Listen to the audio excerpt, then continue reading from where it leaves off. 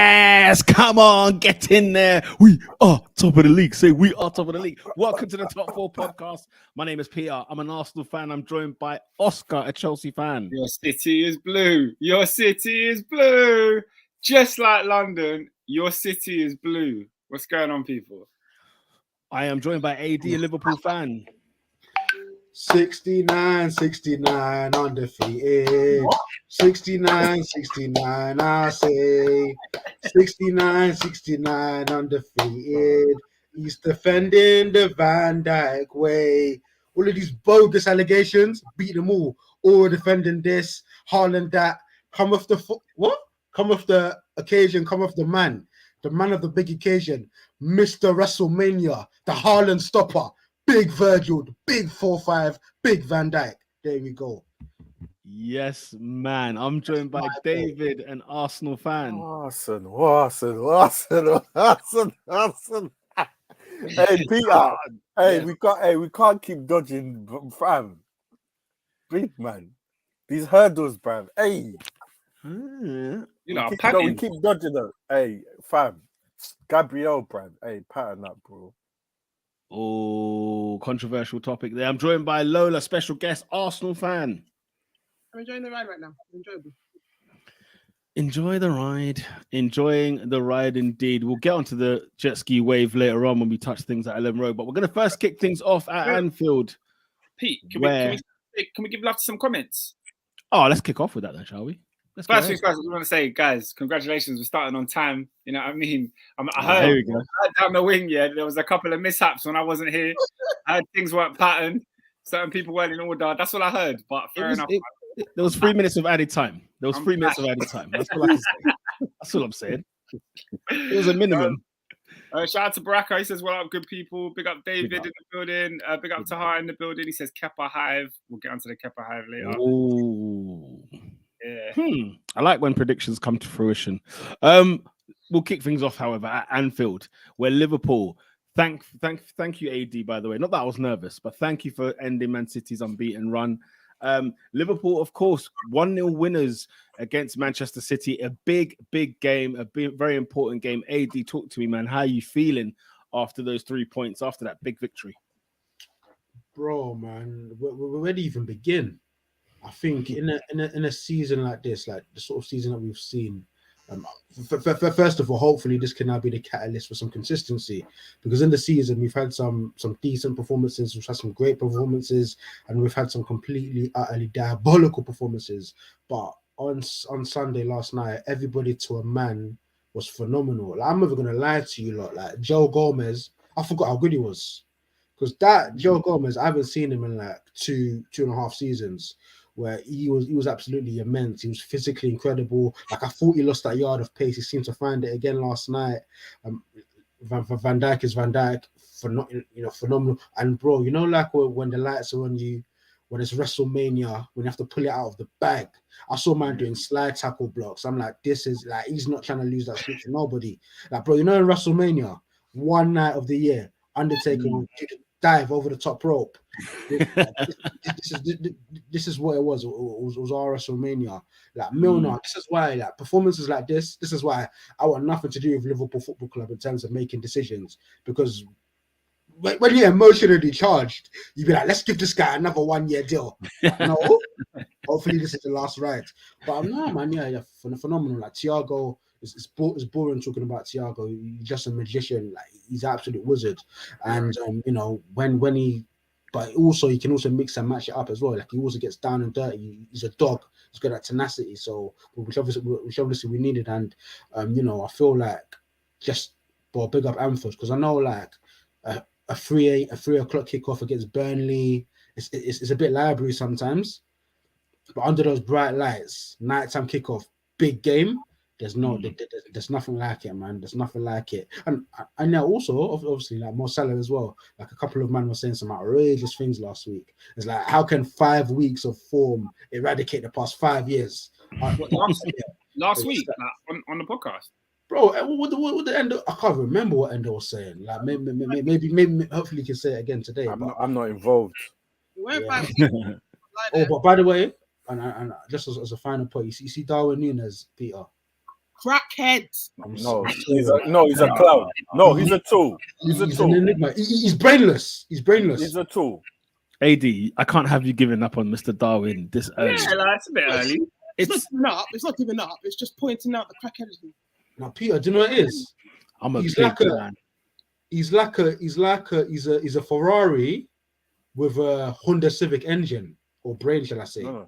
See, and this is one of my pet peeves, bro. Football IQ. I need you on the other side, on the blue side. He was not present with what's his name, Cancelo. He was not. He went brain dead. I don't know what he was thinking. You're the last man, and you decide to go for that ball, and Salah spins, man. And did you see? I love Guardiola. He knew. You saw his reaction. Man, guy went down on his knees. He was like, "What have you done to man, bro?" Guardiola seems to have blamed De Bruyne for not tracking the run and whatnot. I don't look. There's a lot of. Yeah, he mentioned something about tracking runs and something like that. You know, runs when Cancelo is doing karate chop in the middle of the freaking field. The question to be asked is, what's Cancelo doing by himself? Do you know what I'm saying? You know, it's such a high line. It was their free kick. I get it. Is that what you expect your last defender to be doing? Fly in like that? No. He should have done better with it. Whether or not he was left alone or not was right or not, but you don't. There was no sense in that move at all. Like nothing. You don't think it was just necessarily good Salah? Like Salah kind of planned what was coming. No like sense. You just got to jockey him. You've literally just got to there and let him kind of run because you fly in now. It's just open space. I don't really get what he was trying to do. Literally, I don't see the vision at all.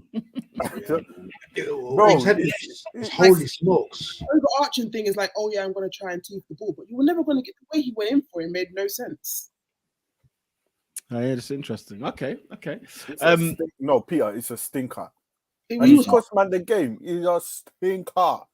And the thing is that he cost them. He could have cost them more because, like, attacking wise, you can never fault Cancelo. He was a part of a lot of their moves that they probably should have scored earlier.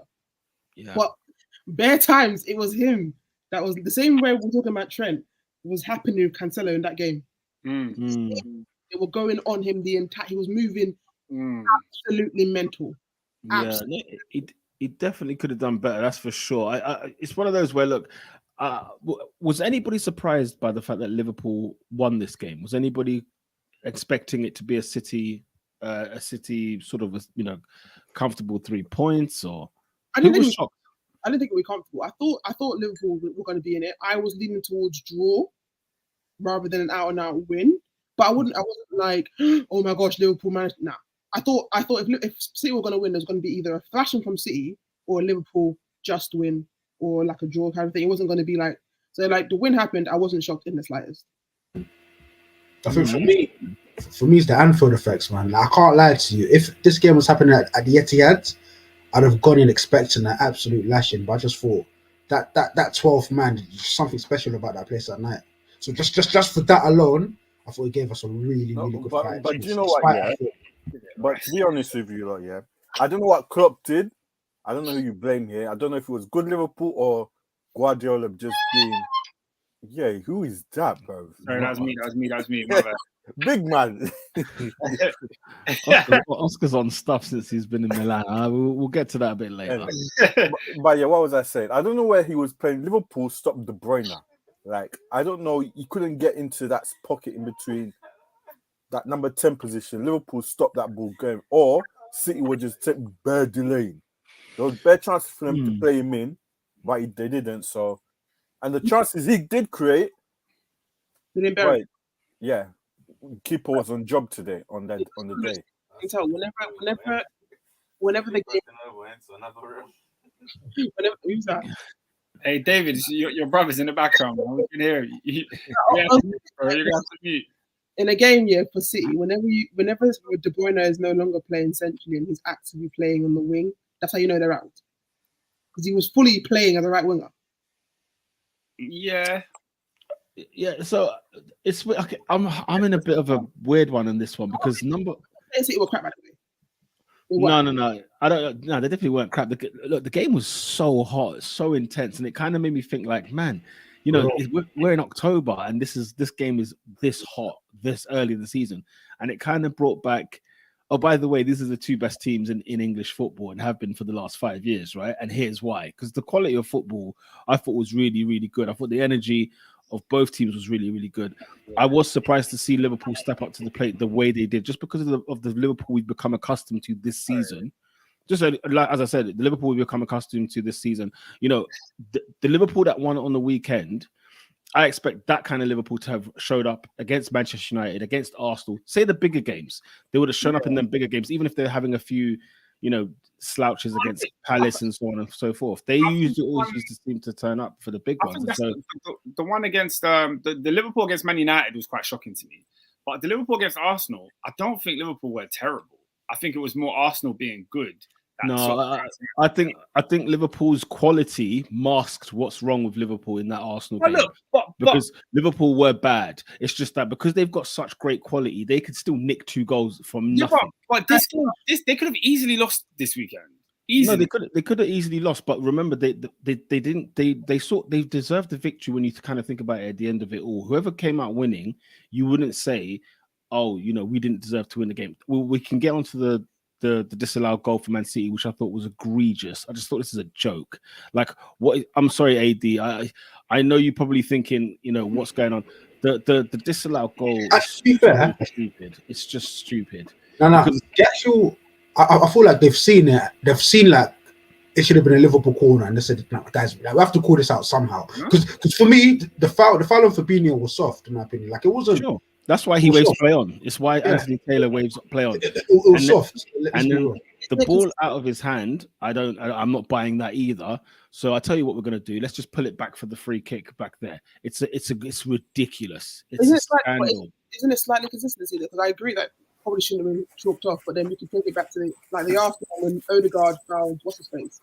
Same level, but they cancelled that one. So technically, they're keeping consistency, which is what we asked for. Yeah, but I think the issue was it wasn't consistent with the game. Like the referee was letting those challenges go all game. Which I was happy with, by the way. It was intense, bro. It was an intense game of football. It was so intense, rough and tumble. But it was showing us the 2 best teams that we've become accustomed to the last 5 years, and we saw it ahead of us, right before our eyes, where we're like, "Wow, this is brilliant." The intensity was so high. And Peter, imagine being like a League One player, and you're asked to go CM in at a time, brother. It's like going into slip roads. You crash. Exactly, it's a mudslide. On a pedal bike. You're not getting out of that situation, and so it was just a shame. I felt like the Foden goal should have stood. I thought, you know, but I do think if City did take the lead, I don't think Liverpool were coming back to win. They could have come back to draw, because I think AD is right about Anfield. And I don't know why I did not know this stat, or no one even seems to talk about it this much. But in the last 50 attempts, City have gone to Anfield. How many do you think they've won? 50 games. How many games do you think they've won? What, like 2? 10? Kiki Musampa and Lockdown. That must be about it. Right? They've won 3 in total in all competitions in their last 50 visits to Anfield. I can't believe this. Why is that shocking? Of course it's shocking. Oscar, 50 games at Anfield, you've only won 3. Let's just discount like the first 25. Like before, bro. All the ones before Pep came, let's just discount them. Yeah, when Pep arrived, that's when it's a serious stat. Okay, so say it's 3 in 25. That's still horrific when Pep's been there for the last 25 matches at Anfield. 25. What I'm saying is, for example, in all competitions, by the way, so that includes Champions League, includes League Cup, FA Cup, Premier League games. What's his name? Pep's probably been to Anfield at least 15 times. And even then, 15, 3 is too little. No, it's not too little. It's not too little. There's a bag of jaws in there, innit? Yeah, I'm sure there probably is. But I mean, it's a bogey ground, isn't it? I'm not trying to. It's not. How I can didn't- you say it's bogey ground? No, but it is though. It's like Arsenal with Old Trafford. No, but that's not bogey ground. This is the second best team in England. no, Oscar, bogey ground. How are you supposed to go there and win? It's not a bogey ground. It's Because just I bet- that good. Did you hear what Peter said? I don't think he has. 350. That's flipping snot. Come on, No, but like guys, how long ago was 50? How long ago was 50? You're talking about 20 odd years. Like, yeah. So if a teammate won a place in 20-odd years, no, they have won. No. You're talking about back before City were City. Yeah? I'm not trying to hear those stats. I don't care about when flipping Kiki Masampa was playing. I don't care. I'm talking about the Man City now. Yeah, Pep has gone there and he's won a couple of times and he's got draws. And the fact is, if you're going away to Anfield, they said this yesterday. This is Manchester City's hardest game of the season every single year. So they come there, they get a point. That's a great result. A great result. Oscar, I think for you to discredit Peter's stat is unfair. 3 and 50. Who's discrediting it? It's the No, stat. I feel like we have to go all the way back there. Like it's clearly a generational thing, bro. Okay. Here's my thing. I'm just not that surprised. Like I've always said, since City have become the team that they are under Pep, Liverpool away is the hardest game they've had to face. It's the hardest game they have in the season every single year. So if they get a point there, they move on and win the league. Like it's not a big deal. Generational classic. It ain't hurting them to get a point at Anfield. That's a W. Well, sorry. Let me read some more comments, man. Assad is saying, did I say his name right? Assad. Still getting it wrong. The Manchester boy, them are so useless. They had one bomber job. Liverpool were full value for their win. He also says Chelsea win on Wednesday with 1 point behind this incredible City side. He's got a question for Adrian. He says, Adrian, how does it feel that you spent 85 million on an albino eye show speed? Whoa. Silly. Wow. That's that. Yeah. You know what? Yeah. No, bro. Like, I think I've been very vocal on my thoughts on him. Like, the guy is swag. He's football IQ's horrific. Like, he could. I think he could have been involved in 1 or 2 goals in the 50 minutes that he come on. It's like they're gone. It's gonna sound like a bit rude, but keep it. Like I'm saying when I say it. You know how Welbeck used to play, where he's got all the athleticism and he dribble past, but then he'll do something stupid when it comes to actually scoring. That's fully all I saw when I saw Nunez. I said, "This is Welbeck." Do you think people are going a bit harsh on his performance? Did you not watch that? I don't care if he ran. It's like Timo Werner. I've seen Timo Werner run past a couple of men and then do foolishness in the final third. I think he made one decision where he really should have passed. Yeah. Look at Ernest's comment here. Yeah, big up Caesar Sense. He says Darwin could have had a goal and an assist, but like he came off the bench, and those are the only 2 times he really got the ball.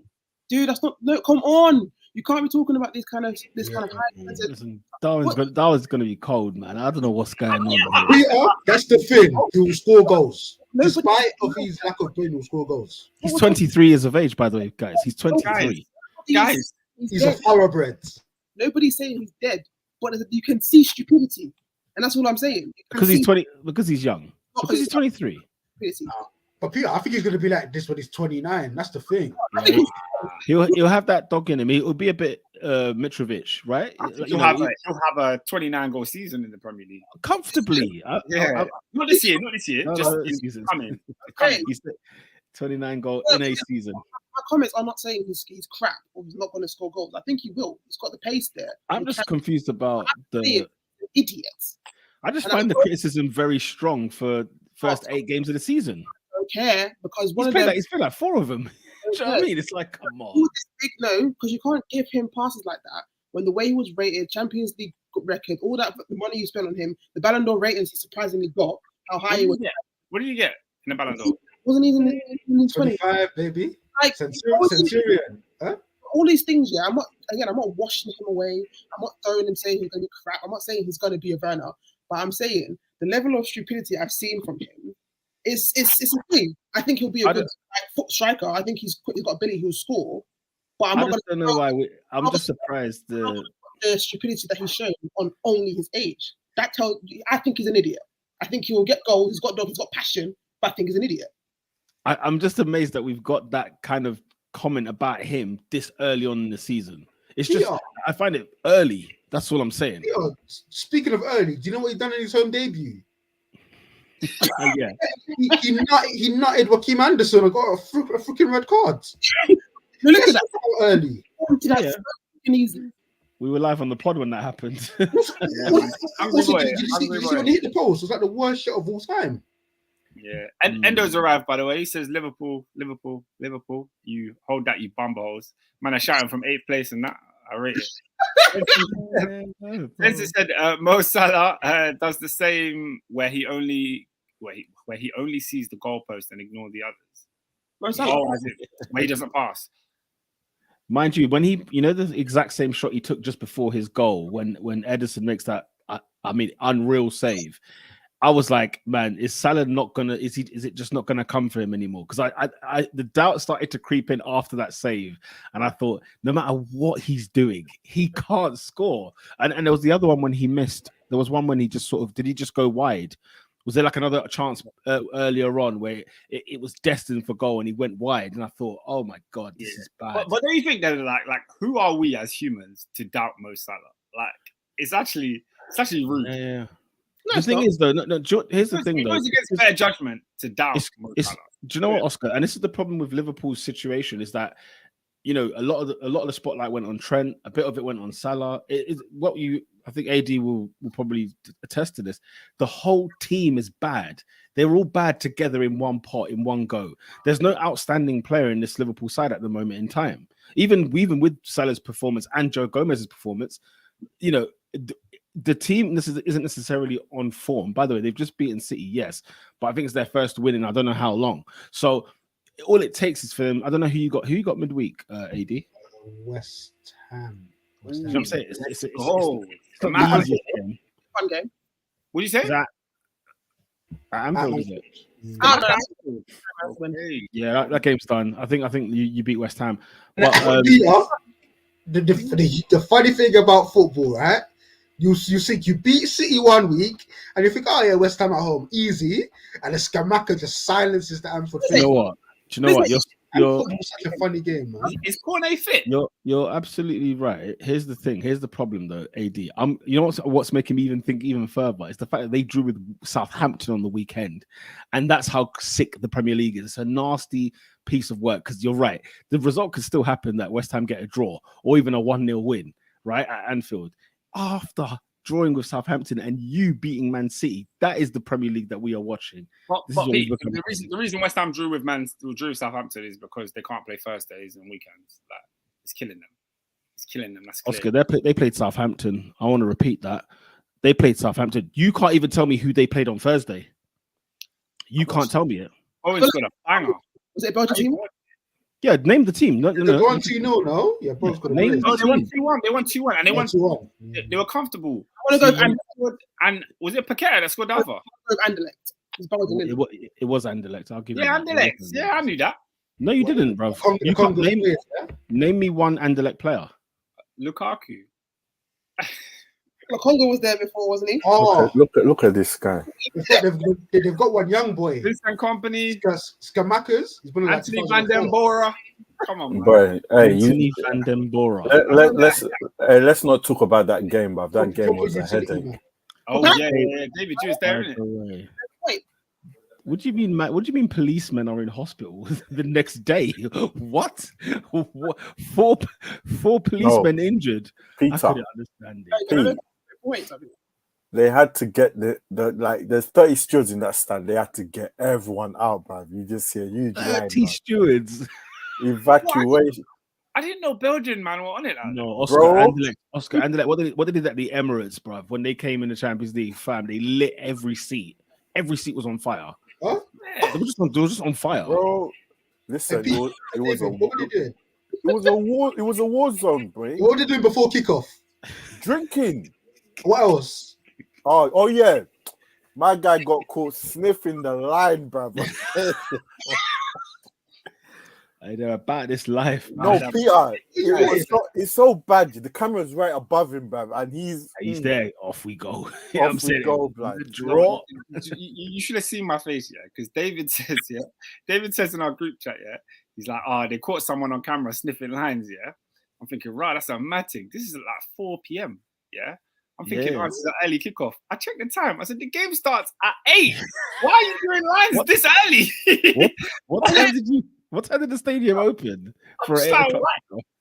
What's it been like 5 p.m.? They were doing it 3 hours in advance. I don't know how long. It's a good thing they got caught, you know. I'm telling you what, bro. Pete, let me read some more comments, man. Shout out to Rocker. He says, can we talk about my guy Roberto Firmino? I'm not reading his full name. I can't. How many wrote him off and called him washed? He's currently one of the most informed forwards in Europe. He's informed. He's still washed. Yeah, I feel like he's still washed personally. I don't even want to be. Yeah, I don't even want to be a twat. But if you go under the hoods. It's like the opposite. But I can't. But he has bailed us out. Yeah, like, Adrian, you don't have to say it. We'll say it for you. Yeah, it's like the opposite of Salah. People call him Salah washed because he's just out of form. People call him like Firmino great, but he's still washed. He's just in form.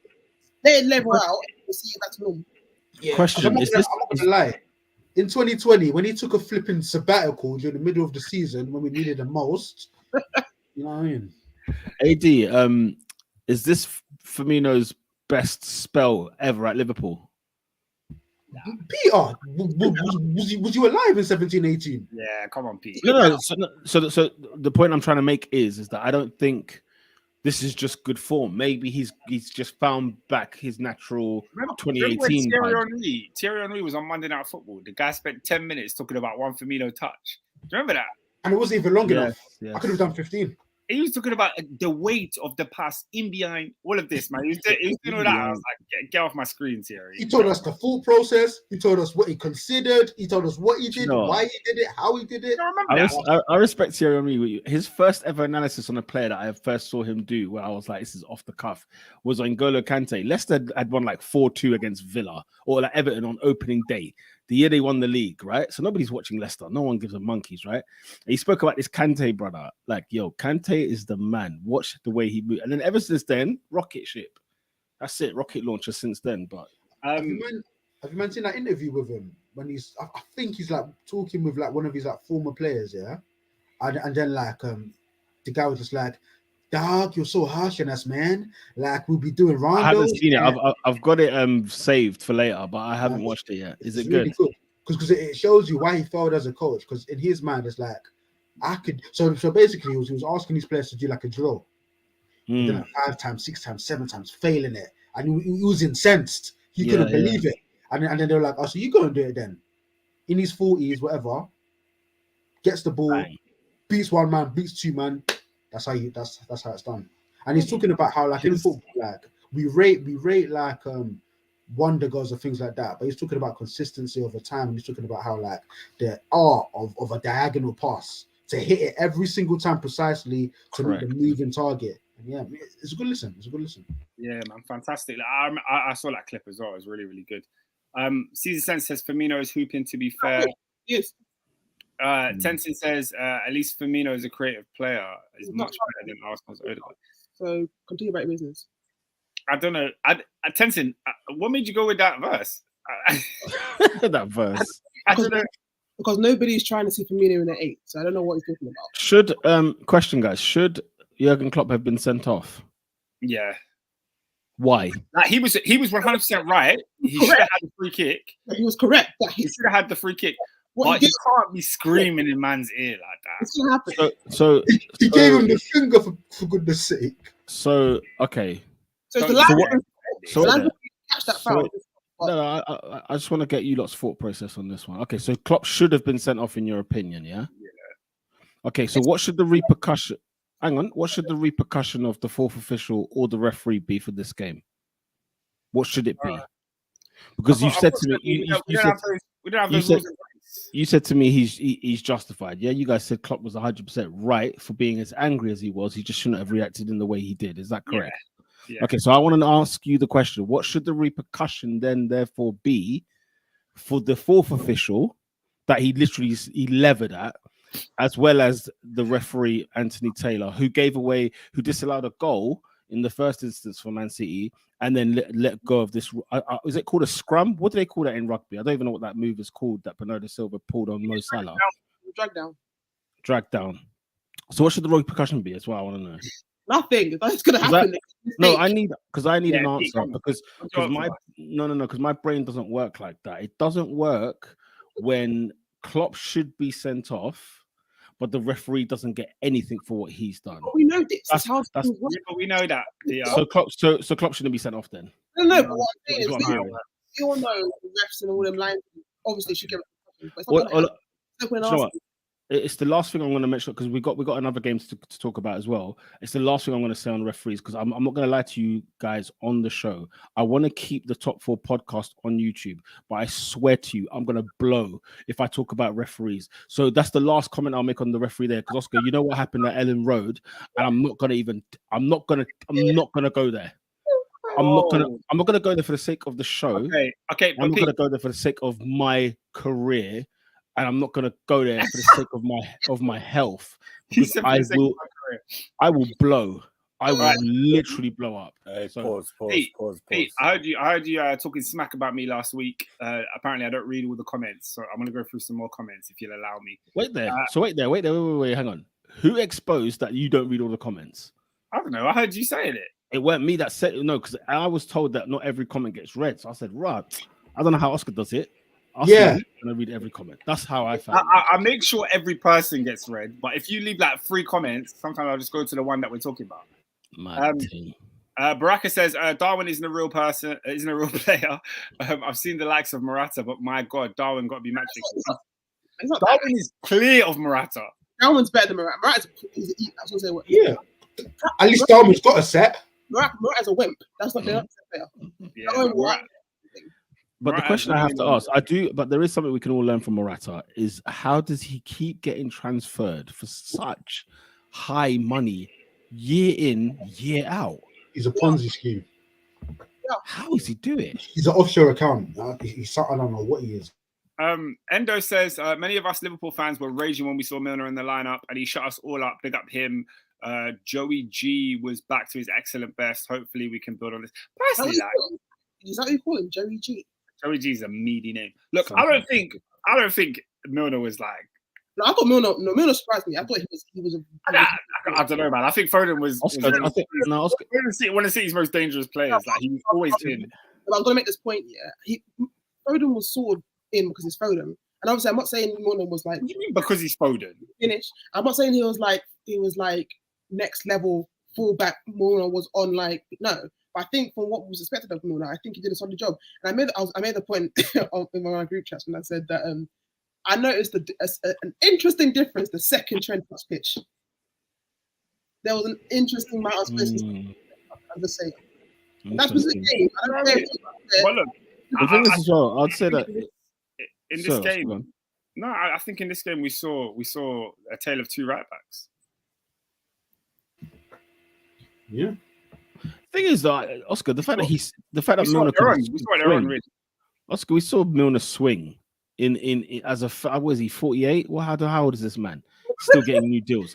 48, and he's swinging in the most intense game in Premier League football that you will get. But he got done a few times. Like I'm not really with this. Like no, Oscar, every boxer gets hit. If the Foden goal stands, you guys talk about Milner like this. What do you mean? Every boxer gets hit. Every boxer gets hit. He got spun though. Do you remember the time when the ball, Adrian, you remember this? The ball comes over the top and Milner just watches it and lets it go. And he has to talk to Van Dijk. Oscar, come on, let's he's a freaking 37-year-old. You know Harvey Elliott, the guy that was playing in midfield in front of him. You know he was playing football before he was even born. And he's still playing football to this day. And he hung with one of the best young players on the planet. He did. I don't think he hung. He hung. He left him with a clean sheet. Yeah, but you're only saying that because Foden's goal was disallowed. Yeah, right. Of course. No, but let me ask you, so if any fullback in the game gets done, you automatically had a bad game. That's what you're going off right now. No, but you said he hung. We said he hung. Have you seen Oscar's Twitter when he's waxing lyrical for Reece James? But when Rafael Leao goes past him, it's radio silence. Come on, man!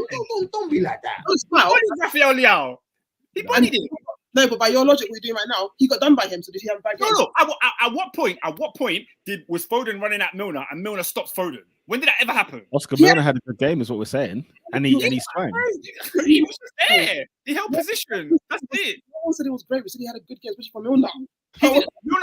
In fairness to Oscar's point, yeah, the perception was. Yeah, it was on. Bro, what do we talk when we talk about flipping? You're talking about Reece James and Trent or whoever. These guys are giving it going forward, and then we criticize them for what happens going back. Milner was nowhere near Man City's half. He didn't touch the second half of the pitch. Everybody said he was great. We said he had a good game from Milner. Right, cool. I made a point earlier that I said personally I saw a difference when Trent came on for him in that specific position. And how he was good for a 38-year-old. Is that what we're saying? I thought he was good. I thought he had a fine. Out of position 38-year-old, by the way. That's literally against Man City. says he was great. Oscar, what do you want? Do you want him to whip it top bins? Oscar's that village Milner, that Newcastle United Milner. Reread Endo. Let me reread Endo's first sentence to show you why I'm speaking like this. Many of us Liverpool fans were raging when we saw James Milner in the lineup, and he shut us all up. Yeah, if Milner starts next week, you should rage again. Don't tell me. Don't. Oh, he played well against City. Shut up. No. Oscar, did you hear what I said at the start? I said he had a great game, but he shouldn't be here next season. The point was, he shouldn't be here in midweek. Oscar, do you know what people were suggesting on Twitter? They were suggesting 18-year-old Calvin Ramsey, who hasn't even kicked a ball for Liverpool, to come and make his debut today. Liverpool fans saying it was an injury crisis. What the hell are we gonna do? We should load Konate with drugs. They lied about Trent, by the way. How is he back? Was Trent injured? Yeah, what's going on with Trent? What's this about? Yeah. Somebody stumped on him. He had a bit of a knock, you know. Martinelli Powers the bus, bro. That's what it was. Take him out of the firing line. Klopp said, let me just take him out. Benched him to the lie. He ain't injured.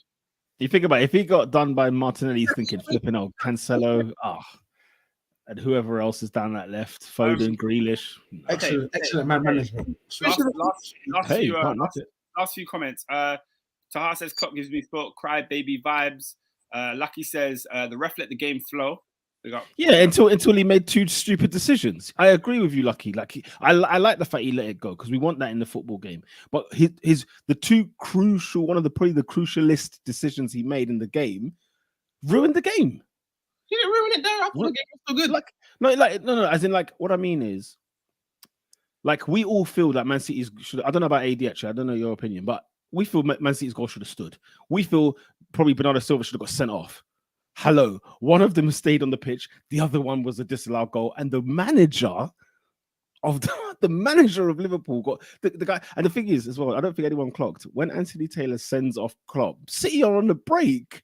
If I'm Pep Guardiola, I'm getting a rifle. I think, what the hell is going on here? Because every year at Anfield, that man has a horrible, torrid time. He can't believe and you heard him in his post-match. This is Anfield. And it seemed like nobody listened to that comment. He kept saying, this is Anfield. This is the problem that we're going to have whenever we come here. And then what? The Man City bus got attacked afterwards. I was like, for flip's sake. But do you remember? Big up Pep, because do you remember when Pep used to come Anfield and get his socks rocked off? Always rocked.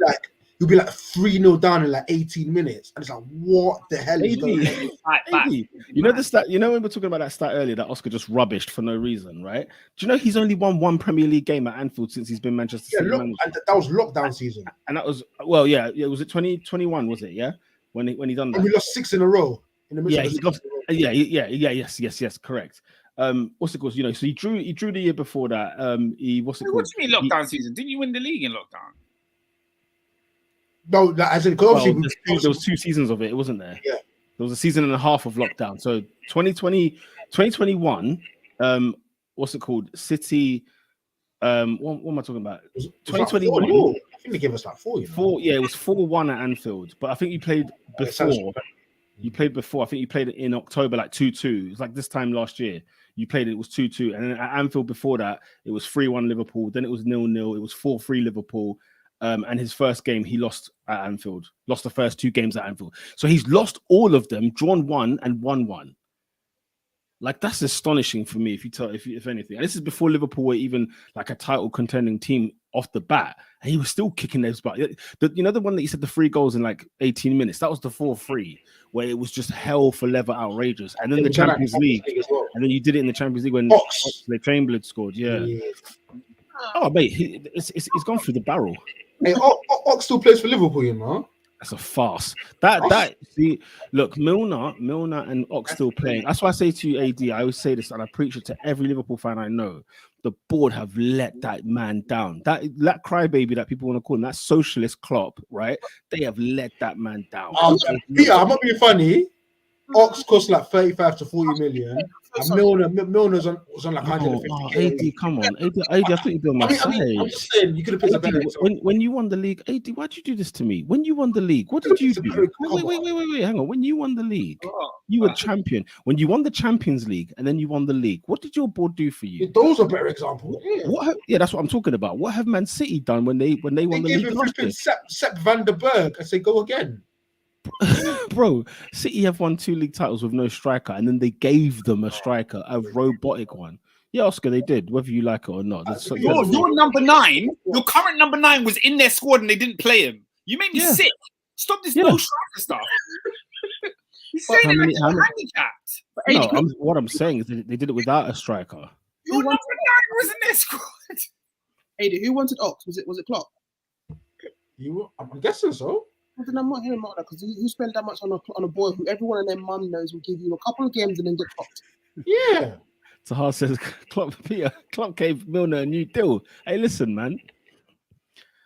Listen. If he can't get a new set, look at the midfielder he's bought this year. Is it Artemelo? This is. Although you tried to get him, we were looking at because of injuries, but Liverpool thought it was smart to go and get Arthur. Who did that make sense to? No one. Hey, listen, Lola, we nearly had him last year. Okay? We got to be humble, man. We nearly took him on a 2-year loan. I was fuming when I thought we were going to get him. Yeah. But guys, I think Klopp is a freak. I genuinely think Klopp looks in the window. He said, "Who's the most injury-prone midfielder in the market?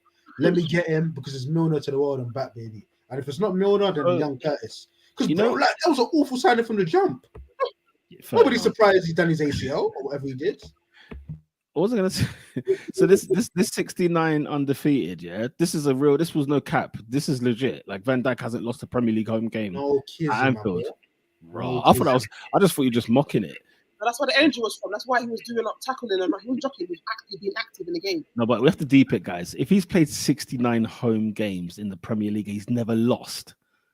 Flipping hell. Hats off. And Peter, do you want some context? Off. Go on. When he was out of the team, Liverpool lost 6 in a row. Just for some context. Shows you the impact. Mr. WrestleMania. That is a dissertation in uni. Signed, sealed, and delivered. He had something to fight for this game. He's like, look, we've been crap, but I got that record.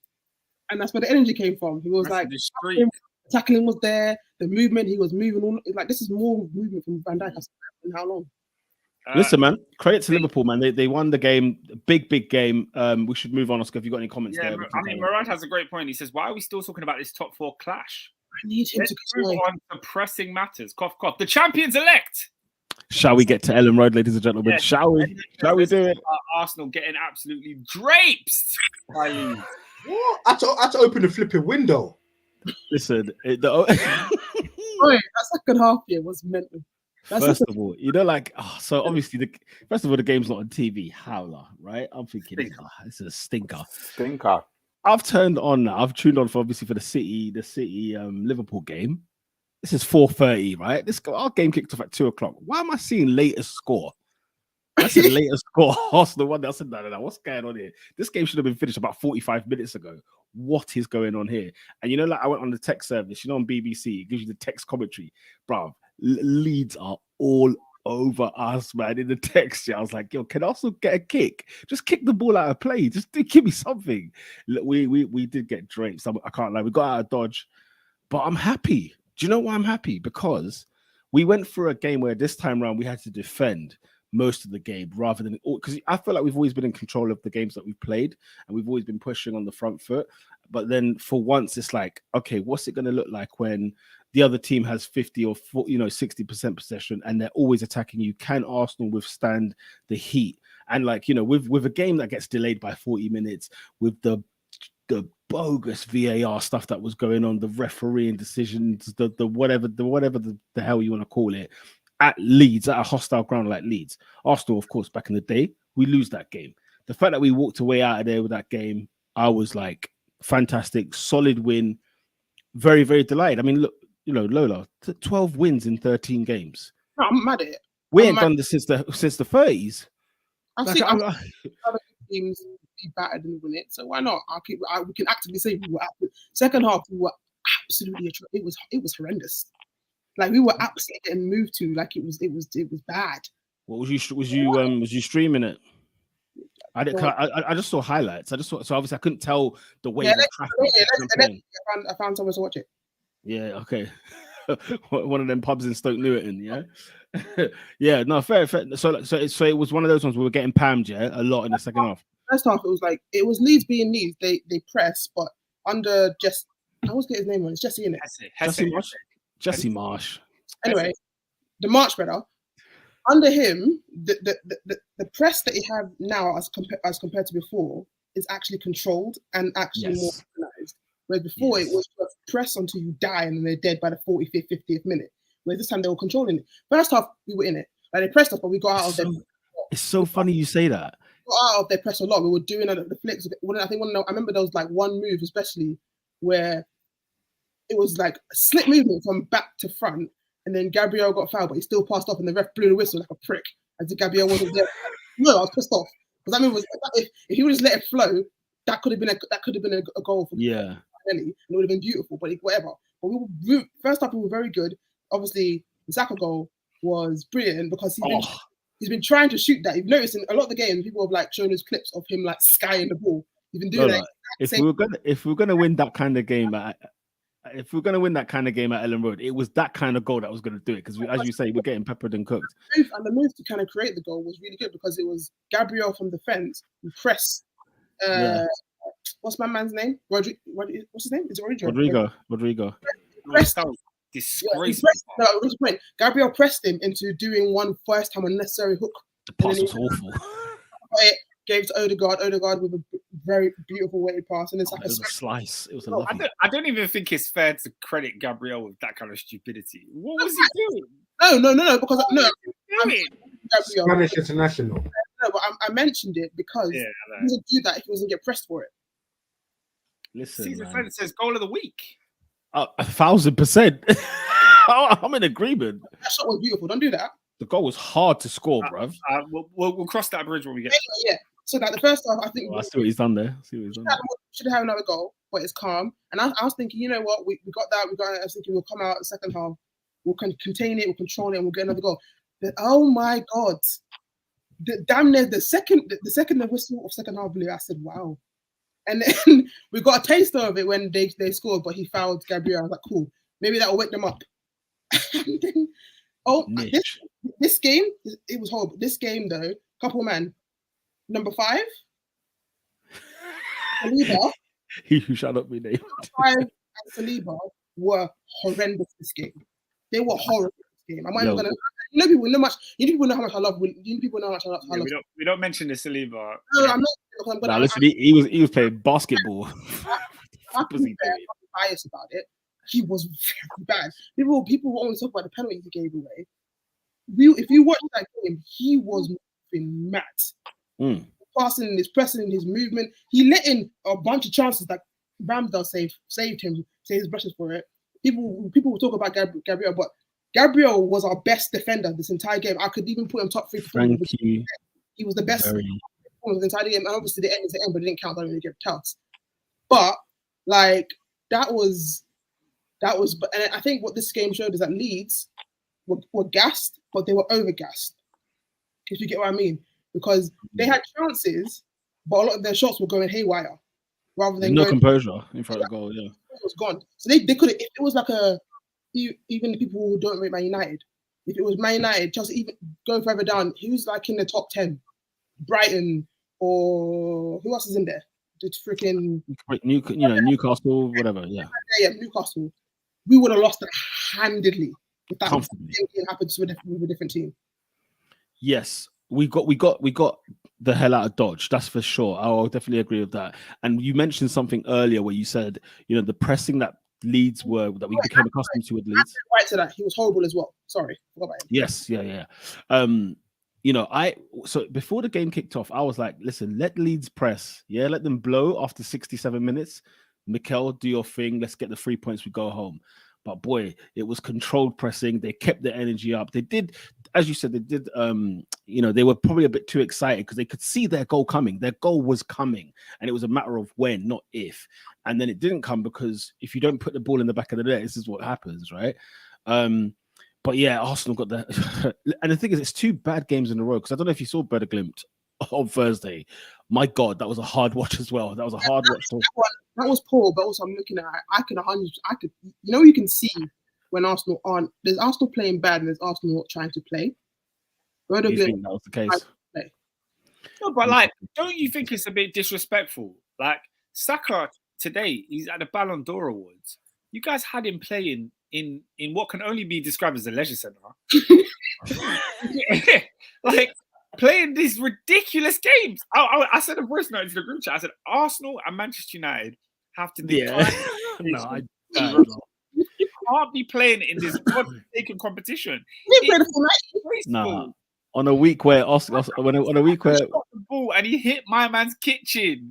Why? Like, why are you playing in these places? No, for real. On a week where Arsenal are playing Bodo Glimt and Man United are playing, was it pneumonia, malaria, whatever they're called? That was the time when you just had to I was at a San Siro on Wednesday. I come home and I turn on BT Sport. I see Saka playing where? Where was he? Well, that's why I say you can tell they were playing within themselves because our injury with our team on that freaking fake pitch. They're not trying to do ACLs. They're trying to. When Ødegaard went down, when Ødegaard went down, yeah, and he stayed down, I said, this is it. Where it's over. I said, this is the beginning of the end. Then I see Partey coming on. What's he coming on for? Leave him on the bench. When I saw him, I think he's not in it, you know. He's playing with big players in Europa League. Even the week before, he played Martinelli in Europa League. I said, what are you doing? Now, Oscar, at home, I get it. At home, I don't mind. Why? Because it's a kick-about, isn't it? Like, we were 2-0 up, and then, he comes on, you know what I'm saying, boom, whatever. No, Martinelli started. He didn't start. What I'm saying is, he's having a kick-about at home. But when you're taking man to these pitches are not even real, yeah? Man. You know what I'm saying? There's again black bits in their boots. That's exactly why Omari left. This is why Omari left. And he's playing. What's he doing now? How does he play? He plays in the under-23s like he should. But do you also Tom Huddleston? What in Dagenham? What? West Ham is at Chadwell Heath. In front of a man and his dog. Come on, give the kids a run out. Giving him stick. I love Omari, but then I think it's also because give the kids a run out. It's because the kids we have who are. I agree, though. I think the kids we have who are Europa level, we already sent on loan. So the ones who are in the academy are very much so. I don't think are like first team, like ready. Even the Marquinhos kid who I call Marcus, like he's not special right here. He ain't nothing special either. I seen one decent game. He cried. It was a beautiful goal. Oh, Lola, I need to tell you his real name. His name's Marcus. My God. Bro, no, like I was looking at this thing. I was dying laughing. We'll crack on, but I was dying laughing when I found out what this guy's real name was. A bit of news before I get to some more Arsenal comments. A bit of news. Robin says, "Oh, by the way, City have been crowned the club of the year ahead of Real Madrid." That doesn't make any sense. No, do you remember when Chelsea won it one year? Yeah, it made sense when we were champions of the world that year. I mean, Madrid won the league and the Champions League. They won the league. No, what's the women's team saying though? Fair enough. What's the under 18s? I guess they mean the whole club, right? Okay. Oh, okay. If that's okay. The women's team, the City women's team, have been horrendous. Yeah, they've been awful. Oh, did they? Yeah, they're awful. Okay. They didn't even get up to the Champions League. They've been bad. Back onto the Arsenal. There's been a couple of comments. I missed a lot. By the way, Patrick Bamford is. I've just confirmed is Chelsea's scum. I was just about to get onto this. Robinho says, I am disgusted by this week's refereeing. Like, what was that? In addition, I'm so glad I didn't put Bamford in my team. Useless 9, just like their club not playing their bills.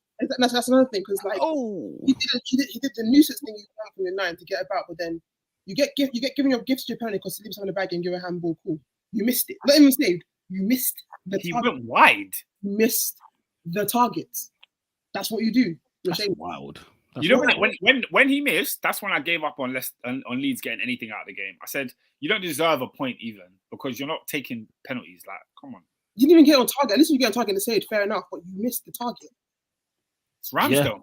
It's not even like a serious. Hey, lie that, blood. Lie that, bro. Ramsdale, man of the match. What? Shout out to Balotelli's 1-1-1-2 only assist. What? Premises? No, so basically the 120th minute, I'm guessing, the 12th minute when he scored again. I don't know. No. This is a proper citizen. I big up him.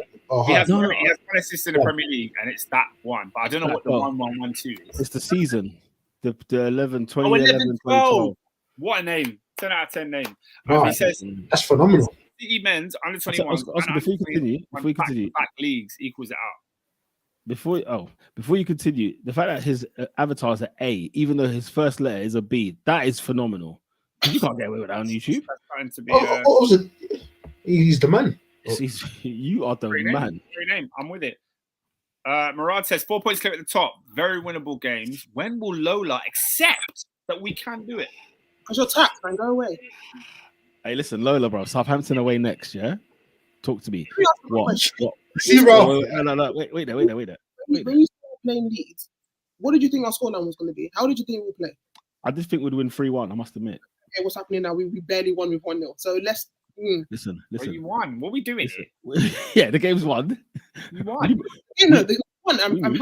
I'm not going to do up, we'll win the league. It's 10 games. You know, if you won 3-1, you still get 3 points. Lola, do you want to hear something else? More comfortable performance. If we won one, even if we won 1-0, but we didn't capitulate and move back. But wouldn't you agree that when you win and you don't play well, that's the sign of champion? I was ecstatic, but I'm just saying, I'm not going to now say, no, I'm not doing that. That's what you lot say. You're not saying it. If you play bad and you win, that means you're champions. Pause there also, because it's as if it's on Liverpool fans. I've seen damn near every fan the rest of it, so don't try that. That's the stupid logic. It doesn't make any sense. Football, everyone says it, so let's not act like it's one fan. Yeah, everyone's dumb. Everyone says it. Lola, the only 4 teams in the first 10 games have won 9 of those games. Wonderful for them. All 4 of those teams went on to win the league that year. Great. All I'm saying is our next 3 games before the World Cup break comes in, we've only got 3 Premier League games left, right? Those 3 games include Southampton, Nottingham Forest, wonderful, Chelsea. Oh no, there's 4 games. Wolves United, Wolverhampton Wanderers. Yeah. Let's say we get 3 out of 4 of those ones. Yeah, I'll concede the Chelsea one. Let's say we beat Southampton, we beat Forest, we beat Wolves. Yeah. Are you a believer? In what? The Premier League title. No, we'll get top 4. What about the Premier League title? This is the same Arsenal with those stats that say, I think in this kind of run, like all the your guaranteed top 4, and every single team has done it. But the outliers was Arsenal. I think the same thing happened with the league. The outliers was always Arsenal. Arsenal were the ones who, the record is always, when you have this many points, this team always wins the league. When you have this many points, this team gets top 4. Every single time, the outlier is always Arsenal who mess up all those things. Well, how about this? How about this for a stat? I'm not going to gas up and say after 10 games, it's how many Premier League titles have Arsenal won? 13. Oh, he said Prem. Oh, what? Oh, just Prem. Okay, yeah, 3.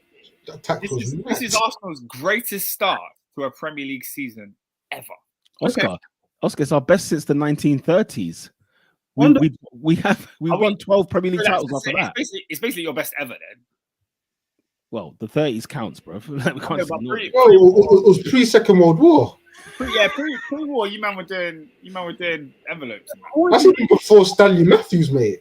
Things are saying it isn't going to change how I actively watch the game and how I know my club and how I watch. But 10 games is not going to make me say we're winning the league. I don't run that way. That's not how I'm. 28 games left. Are we?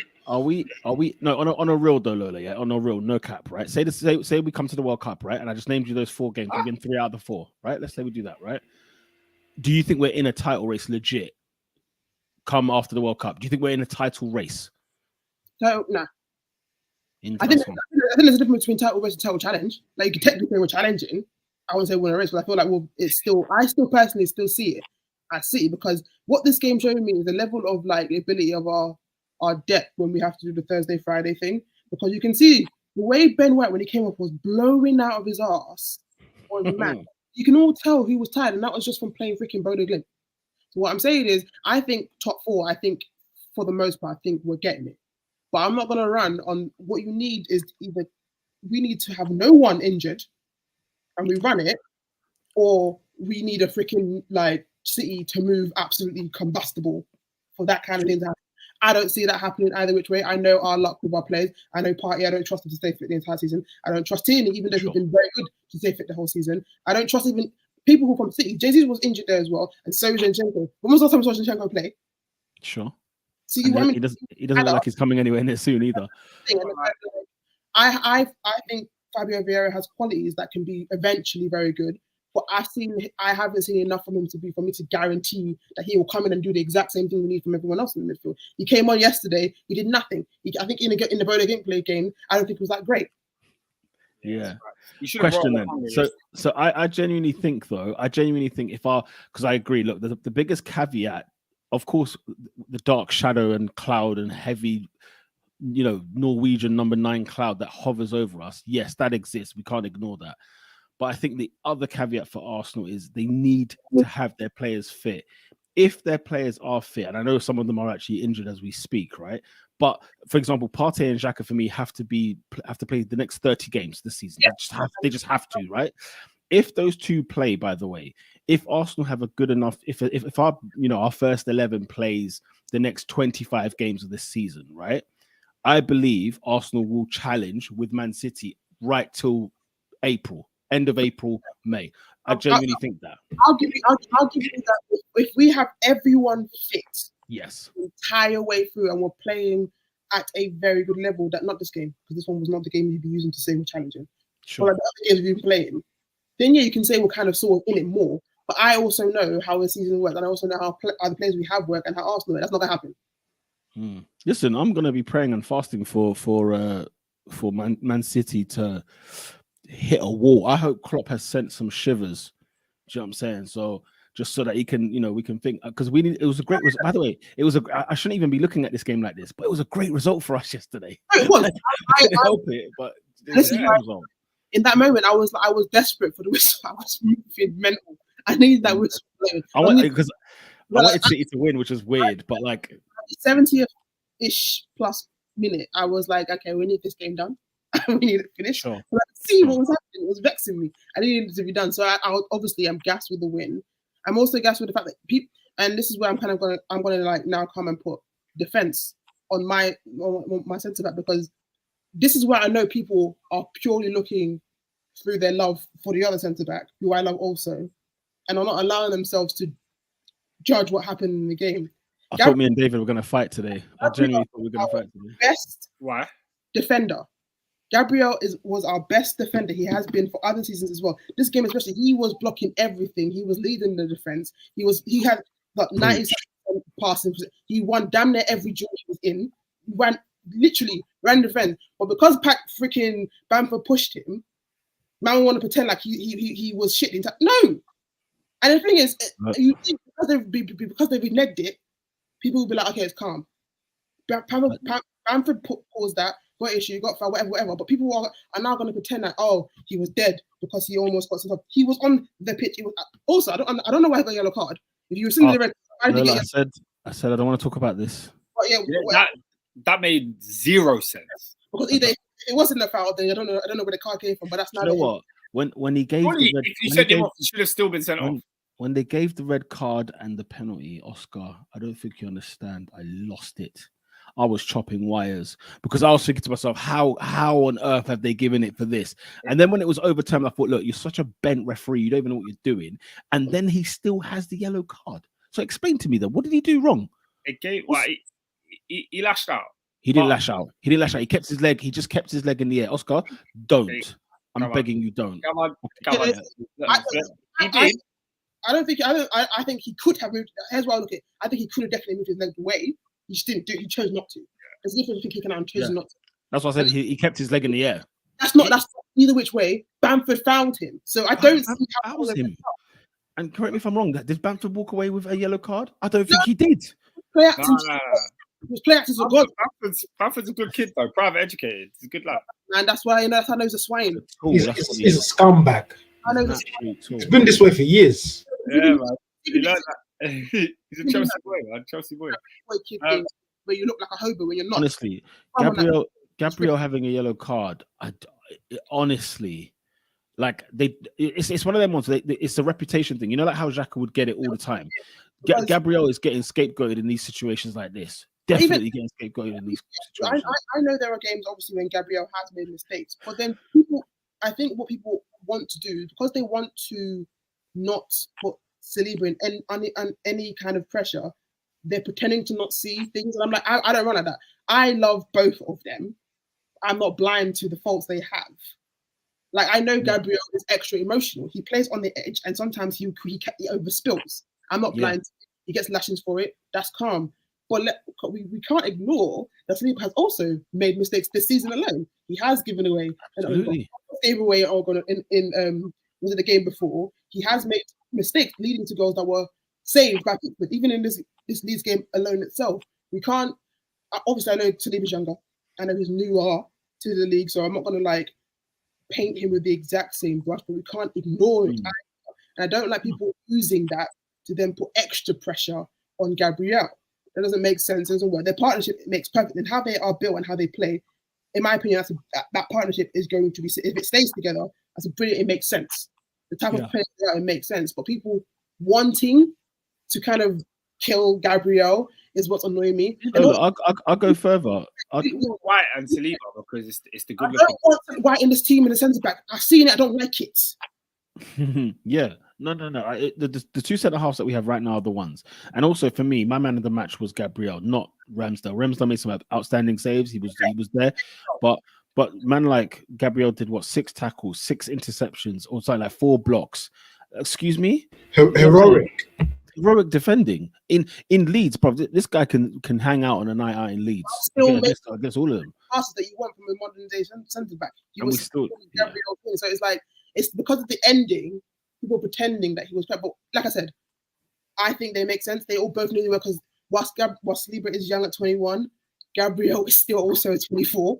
Yeah, exactly. Yeah, he's still a young centre back as well. So that kind of, and also people will say sell him. I'm like, we spent 25 mil, I think, on Gabriel.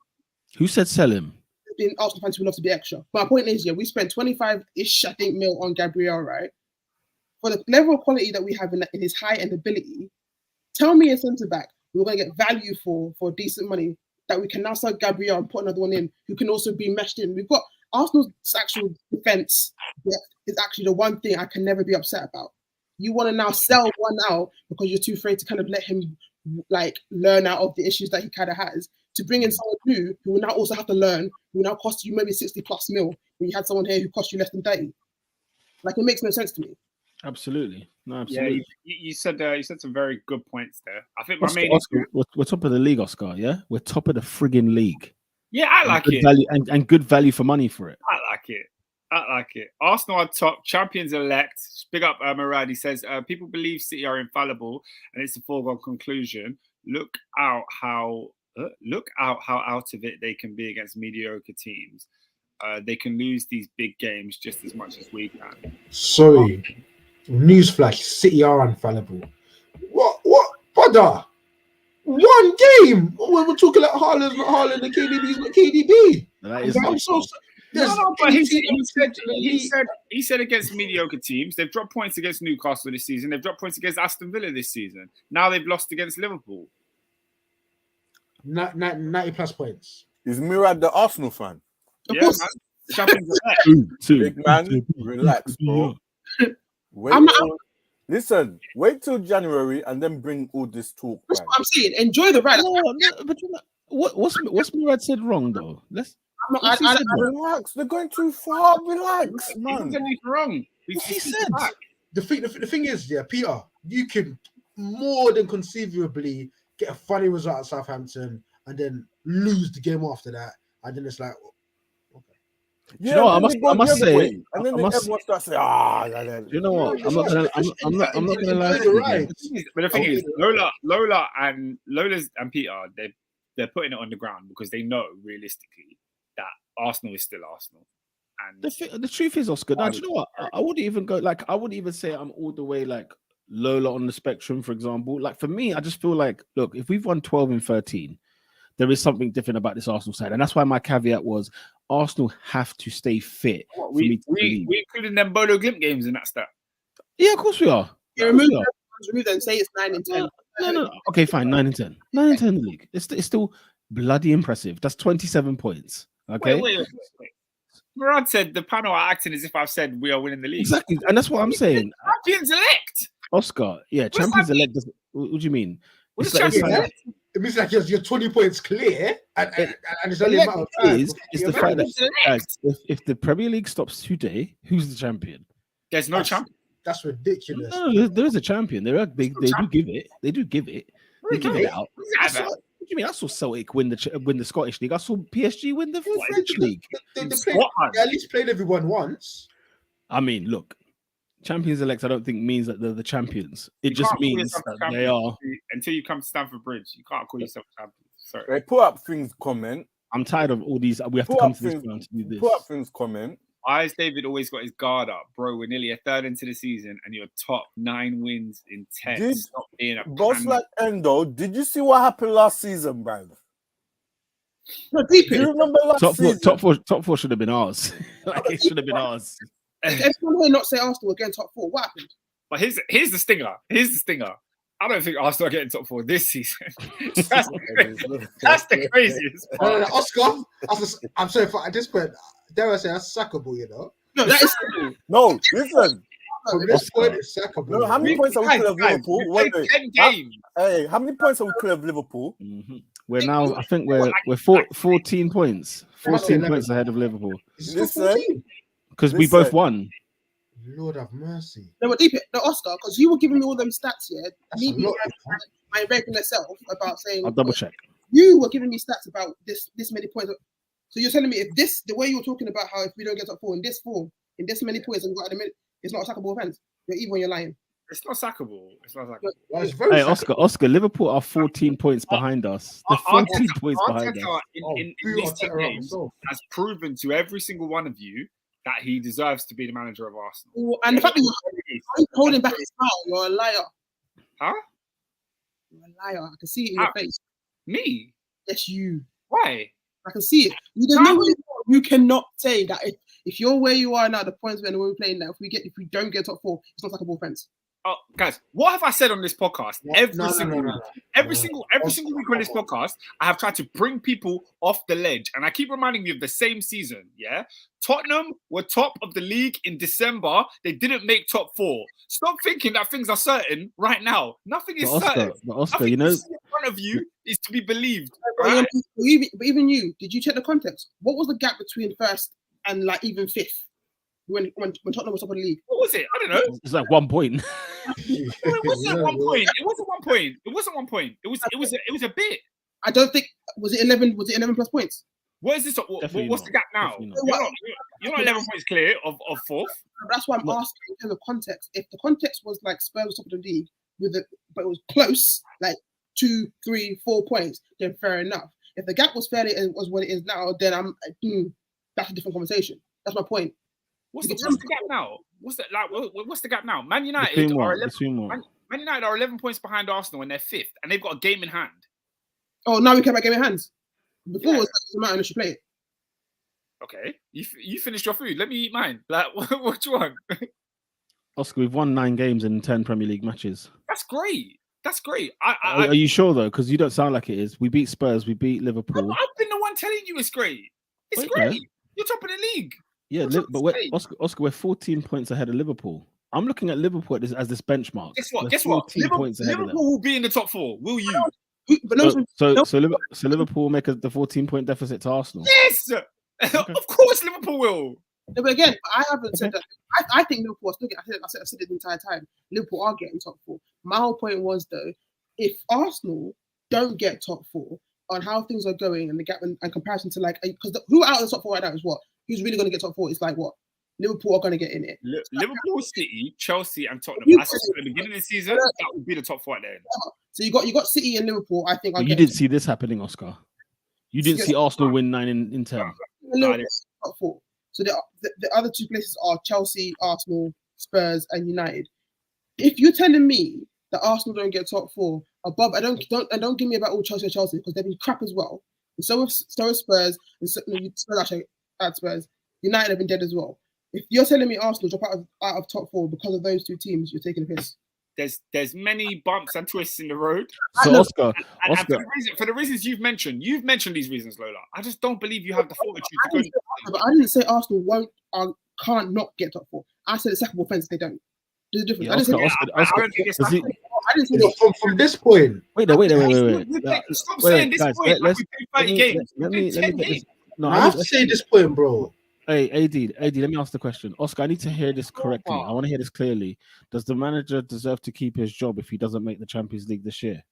Europa is a... No, the question I've asked you is, does the manager deserve to keep his job if he doesn't make the Champions League?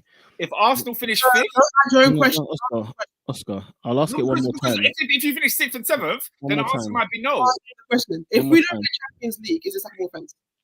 Nah, it's not. It's not. No, wait, no. Let me ask this. I need to hear the opposite. I need to hear the opposite. Oscar, does the manager deserve to keep his job if he doesn't get in the Champions League this year? If Arsenal finish 5th, he should keep his job.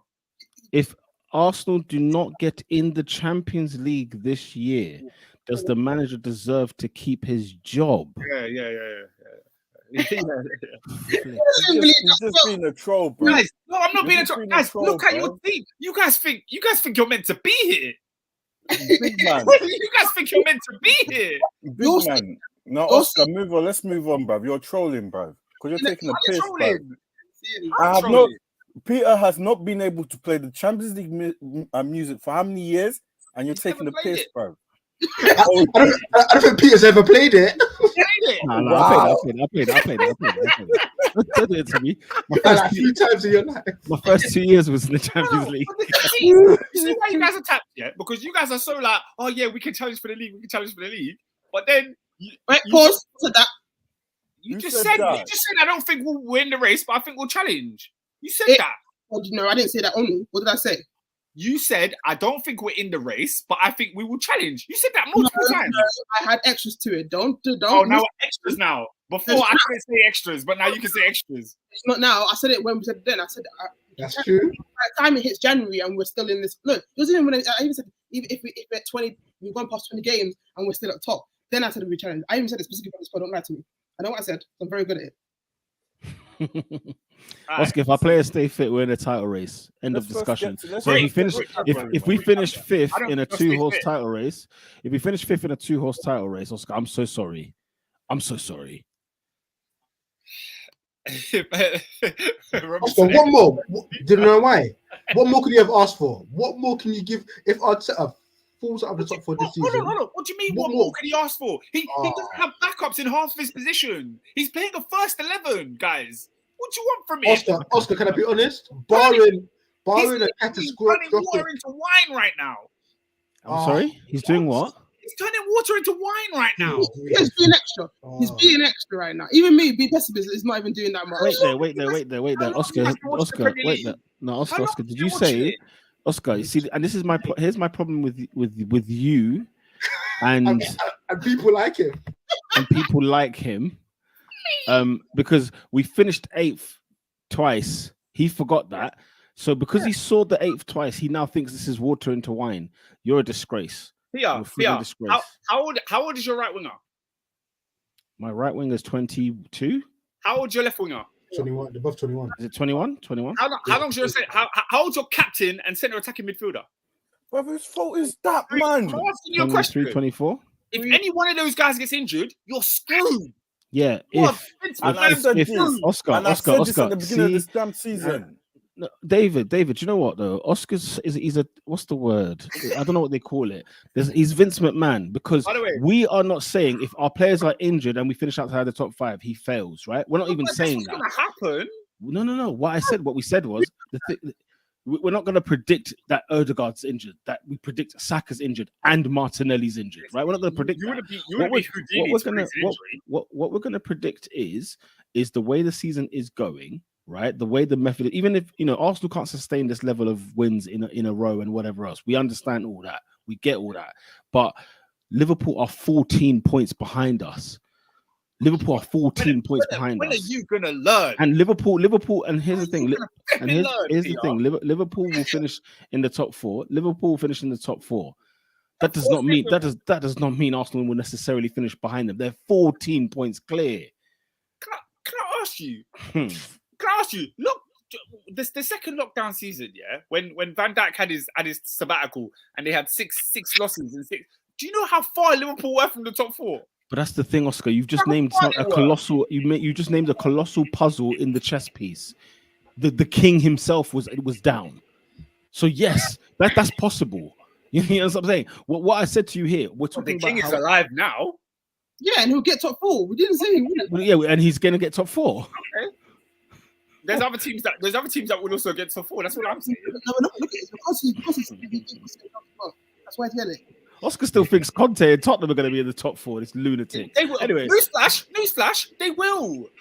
They will. I'll see you when Nuno Espirito Santo becomes their candidate for the new job there. Tottenham have had their best ever start in the Premier League season. So have Arsenal. What's your point? That's thank you. Yeah, I like how you see. So it's one rule for Spurs and it's another rule for Arsenal. Thank you very much. I understand you. Spurs have a better squad than you. They got a better manager. Come on, man. Wait. Spurs have Oscar's outrageous. Oh, I have a break. And okay, let's move on. Take a friggin' day off, man. Let's move on. What? Let's move on. Have you seen the state of that Tottenham defense for starters? Eddie, don't. Anything better is the number 9. Don't do it to yourself. Don't do it to yourself. They got Son and Kane. I'm not arguing about that. Son and Kane, in his opinion, has tried. Oscar had a fight in this battle, and then the dog just went out the window with that one. So let's move on. We'll crack on. It's the thing. You guys, you really. Endo says, don't point the finger at us. You're a disgrace. You're a frigging disgrace. First of all, you think we'll lose a 14-point gap to Liverpool, but secondly, you think the manager deserves to be in the job if he doesn't make the top 4 this year. The fact that you guys are sitting here telling me you're guaranteeing top 4, and I'm saying this guy's. Who said that? You said. So, We're saying if you don't make the top 4 this year with how things have gone, you can't be in the position. I said the original question was simply if Arsenal don't get to the top 4, is it a acceptable offence? So do you think you're getting top 4? I think we are, but I think it's also a fight. I didn't say it's guaranteed. Why are you arguing with me when I say that? That's what you guaranteed. We didn't say guaranteed. We said we can. Okay. So it's not guaranteed. So you're getting top 4. It's not guaranteed, but you're getting it. Yes, it's a prediction. We said it. We could get top 4. Prediction. Okay. You're getting it. You're getting it. No, we can. You're getting it. We just said we can. Do you get? You're trying to mix words, and that's look, don't waste your time. This guy said that Spurs have a better squad than us, and he says that the manager should keep his job if he doesn't finish. I wonder how you feel about Brendan Rodgers and Gerrard. I want to know what your takes are on those guys. We'll get to them later. Let's move on anyway. Let's get out of this game. Oscar is doing the most. He's scared of Arsenal, and it's showing. Just admit they're the real deal, and that you were wrong. What was I? What have I ever been wrong about? Oscar, what would happen? What would happen if we won at Stamford Bridge? What would change in your opinion if we won at Stamford Bridge? What are you saying? You won't change it. No, my opinion won't change until we're at least 25 games in. So even if Arsenal beat Chelsea this season in a couple of weeks at Stamford Bridge, you're not buying us. Yeah, last season at Stamford Bridge. We're talking about this year. We're talking about this season. But it's context. I think Chelsea will win, so it will frame my mind a little bit, but it's not going to make me think you're going to get top 4 overnight. Like I need to see this consistently. So beating Liverpool, beating Spurs, and then beating Chelsea, you still don't think we'll get the top 4? No, not yet. Wow. Not yet. Okay. I look at your squad and it's very thin. It's very frail. I can deal with you saying no. I can deal with you that statement of saying I don't think it's guaranteed. Not yet. I'm fine with that. The same thing to me. I haven't said we guarantee it. I said we have to get it. I think we can get it. Yeah. My whole in our conversation is that you think not getting it is not a acceptable offence after how many years? No, because I think Arteta has shown to you that he's a top. He can do something with this squad. Like the squad ain't that good. Like look at this. Even the fact that you even had chest to say Spurs had a better squad. I can hear you, man. Oscar. Endo's right. Oscar is scared of Chelsea and is showing. He's right. Scared. Endo's right. It makes sense, guys. Endo's right. I can't. Yeah, that correlation is a bit. AD, don't worry. When the person is scared, it looks like this. It's how it starts. It's crazy for me to say that Tottenham will get top 4 when they did it last season. No one said that though. Oscar, no, Lola. He's choosing. Oscar creates his own subjects and then has his own arguments by himself. Well, no one said any of these things you're referring to. Chelsea staff. Yeah. David, what was your thoughts on the Arsenal game before we move on, please? Bro, I didn't even get to watch it, bro. I hear that, cuz. No, I hear that, cuz. I hear that. Man, First of all, it was. I didn't even try to find the stream, blood. Fam, it was long. I just searched Bro, Villa. Yeah, streaming was mad. Oh, bro, I've got an app for you still, man. Pluggings. Yeah. I just watched the 2 games that were on Sky. So You're just glad to be top of the league, yeah? Trust. If you weren't an Arsenal fan watching it, trying to watch like Arsenal get peppered, it'd be fun to watch because it's hilarious. No, I would have been moaning definitely, but if the way you're talking, I can see you in already. Yeah. I would have been eating up Saliba and Gabriel, bro. Because Ben White was blowing out of his ass. I think that's Thomas's West game as well. Is that or the Liverpool game? Thomas was poor. He didn't get ripped. I do think the atmosphere. I do think the atmosphere at Ellen Road though was ferocious. It was out. Listen, my favorite away game. I've always said this.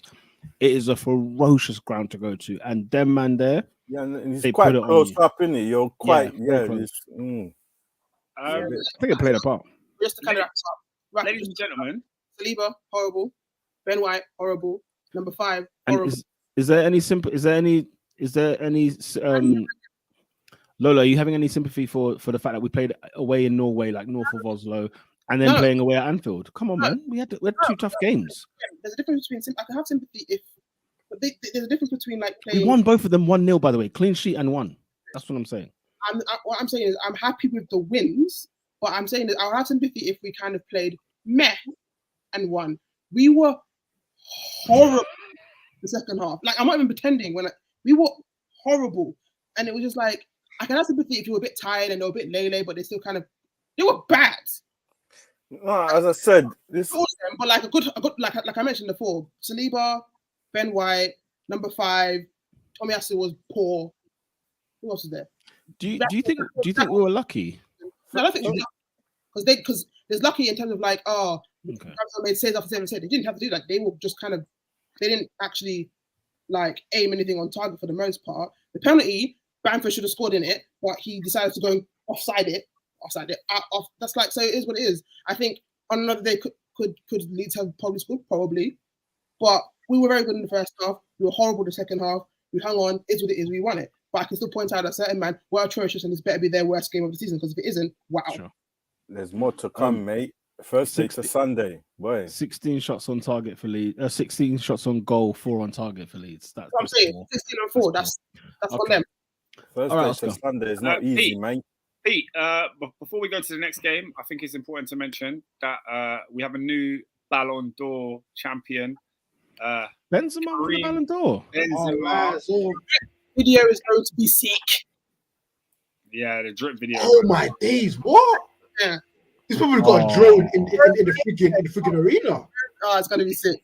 Yeah, he's wearing. He's wearing a suit. He's wearing a suit that Tupac wore. He's like all eyes on me levels. Beautiful. Paying homage. Okay, no, explain that to me. Explain what you mean by that. What do you mean he's wearing a suit that? There's an iconic photo of Tupac wearing a tux with a certain, I don't even know what it is. Looking fly. Kareem is wearing the same thing. Okay, so not Tupac worn. Suit. Oh no, not worn by Tupac. No, that'd be weird. Only thing missing was he wore the bandana like that. Man said the suit has bullet holes. That's crazy. No. Hey, why are you trying to get us cancelled, bro? Hey, listen. I'm trying to keep. Hey, yo, California love, man. All right, Karim Benzema. Big up Karim Benzema for winning the Ballon d'Or. Okay, Oscar, can we go to Villa Park? I stand where I stand. Let's go to it. Chelsea. Man, I don't have love story in my heart. That's not how I work. Listen, Murad, I'm with you, Murad. By the way, it's all about delusion and getting involved and getting your heart broken. I'm all for it. I'm all for it. Let's do it. I'm with it. Let's do it. Come on, Chelsea. The Chelsea winning. Harry Potter's army. Let's do this. Hey, Quidditch ball. Yeah, we're live. We're live, man. We're live. Hey, get Mings out of here, man. Gerard, you should have went with your guts, bro. Get him out, man. No, he's gonna have done his ACL in the first game of the season. Tyrone Mings is a joke. He's an absolute joke, man. No, how annoying it is though. I trust him. Yeah, I knew he was dead, yeah, but the way Jared was treated him, yeah, I was like, you know what? Sabotage, man. Let me back the other side, brother. He's been, oh my God, you can't help. I'm not helping yourself, man. I'm trying here. I'm trying to help the partners. Don't be mad. It's the. Do you know what? You know a clearance is bad when the person that you've given the ball away to just needs one touch. That's when you know it's a bad clearance. That's all Mace needs. And then man, and man was shocked. It's like, this ain't a flipping rondo in the England training session. Yeah. This is Villa versus Chelsea at Villa Park. That Mount's first 2 Prem goals. Huh? Mount's first 2 Prem goals. No, I think he bagged the week before. No, did he? I feel like he's got a few this season. He's on a streak. He's on a streak, bro. He's been bagging. No, actually, no. I think because he bagged 2 assists last week against Wolves. I think that might be his first goals. This is first. Mings, you're a dickhead. Huh? Hey. I missed it. I didn't even hear what you said. Don't worry about it. He has something on his head. Hey, look, they tried to doubt Mace, man. I remember a couple of years ago we had a podcast. Man was telling me ESR over Mason. I don't hear that ESR kid no more, man. I don't hear that. Wait there, Oscar. Mason Mount scores his. Wait there. Mason Mount scores his first. Mason Mount scores his first 2 goals in the league this season, and he's going to send shots at Smith death row. Are you joking me? I'm just saying, Mason Mount. The guy's injured, all right, man. This is what you do, Oscar. You're going after kids. No. Bro, kids that go to his dance and done their dance. Cool. Them kids that done their dance at Stamford Bridge. Are you going to talk about our boys? Leave our boys alone. All I'm saying is this. You lot were talking, and you came and you told me that ESR is better than Mason Mount. I remember these conversations. Don't act like I made these up. On a hospital bed. You have no shame. Don't act like I made these up. A groin injury. Injured, man. Relax, man. Yeah, why are you guys acting like I made this up? Why are you guys injured? Like I made this up? He's injured, man. Like, bro. I didn't make this up, Came for an injured player. Came for a guy on the sidelines. Injured, bro. Look. The fact is this, yeah. Mason Mount was scoring a brace at Villa Park, yeah. In midweek, he was getting assists at the San Siro. Did I say assist? No, I said assists because there was 2 of them. Yeah, it was plural. Our guy's injured, bro. You can't be taking. To be fair, though, ESR was in ropey form towards in the last. Yeah, but let him be on the bench, and then you can say something, bro. Played with an injury from last season. Oh, was it the injury now? Was it? Fez. No, I'm sorry. Wait, hang on. Wait. No. This is not fair. This is not right. I'm going to stand up for Emil. Are we bringing Emil Smith Rowe into this conversation about Mason Mount? Are we actually doing that? No, it's being annoying. Oscar being No. Joy was. ESR hasn't been a gangster for Arsenal since he made his debut in the Premier League. What are we doing here? They've been more gangster than Mace. That's not.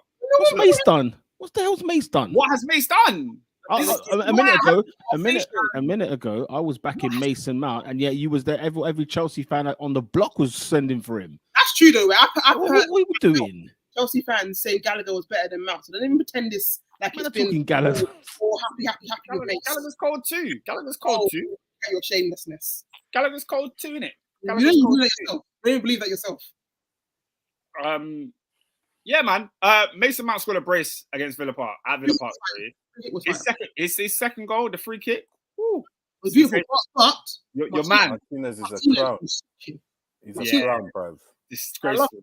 I love it. It's one. I don't really tend to kind of hate when players leave us, but I still like Oba. I still like Omari. I watch them again. I don't tend to hate players who leave Arsenal. To be honest, they're like racist levels of nonsense. But Martinez, the level of which he's been flapping his gums since the second he left, and since that first, he's been doing this down. I love it. Continue. Arteta knows best, you know. Wait, all that talk and he's getting packed in weekly. Yeah, Arteta knows best, though. I hear it, man. I hear it. He had to hold it this week. Kepa's looking good still. Hey, Jay? He wants to go World Cup. He's fighting. Let's no, calm it down. Give the praise. Give the boy his praise. Let's just calm it down. Right. Listen, that save from Ings, bro, fam. Not just Ings. This is why I'm saying give him his praise, because I watched bits of that game, and whilst Mace's goals were sick, I saw if it wasn't for your keeper, Villa would have got something out of that game. That's true. Kepa won us the game. Kepa was our man of the match. Kepa was our best player. Villa had like 18 shots on goal. They had so many shots. Chelsea were not good in this game. We're not good. We went 1-0 up very early thanks to a mistake, and then the rest of the game it was just Villa trying their hardest to score, but they're trash as well. Like Leon Bailey, Ings, Watkins didn't really get the ball in the final third, but Watkins, man, stinky. The milk went off quick with Ollie Watkins. I don't know, man. I just think it's just not the right fit right now. Watkins is still a bad boy, man. He's still a bad boy. I really like Ollie Watkins. I always have. He's still a bad boy. The milk is off, and he used to be. Is the milk off or is the fridge not on? You know what I'm saying? Like, I just think the fridge ain't on. It's curdled. He's been this. He's just not getting the kind of weird booky goals he used to get. And he didn't even used to get that many goals anyway, but he's not getting them at the moment. No, but like I'm still hung on his Brentford career, the same way I'm hung with like people like Morpie and their Brentford careers and stuff. I didn't watch my Brentford, so I have no opinion. But I watched my Villa.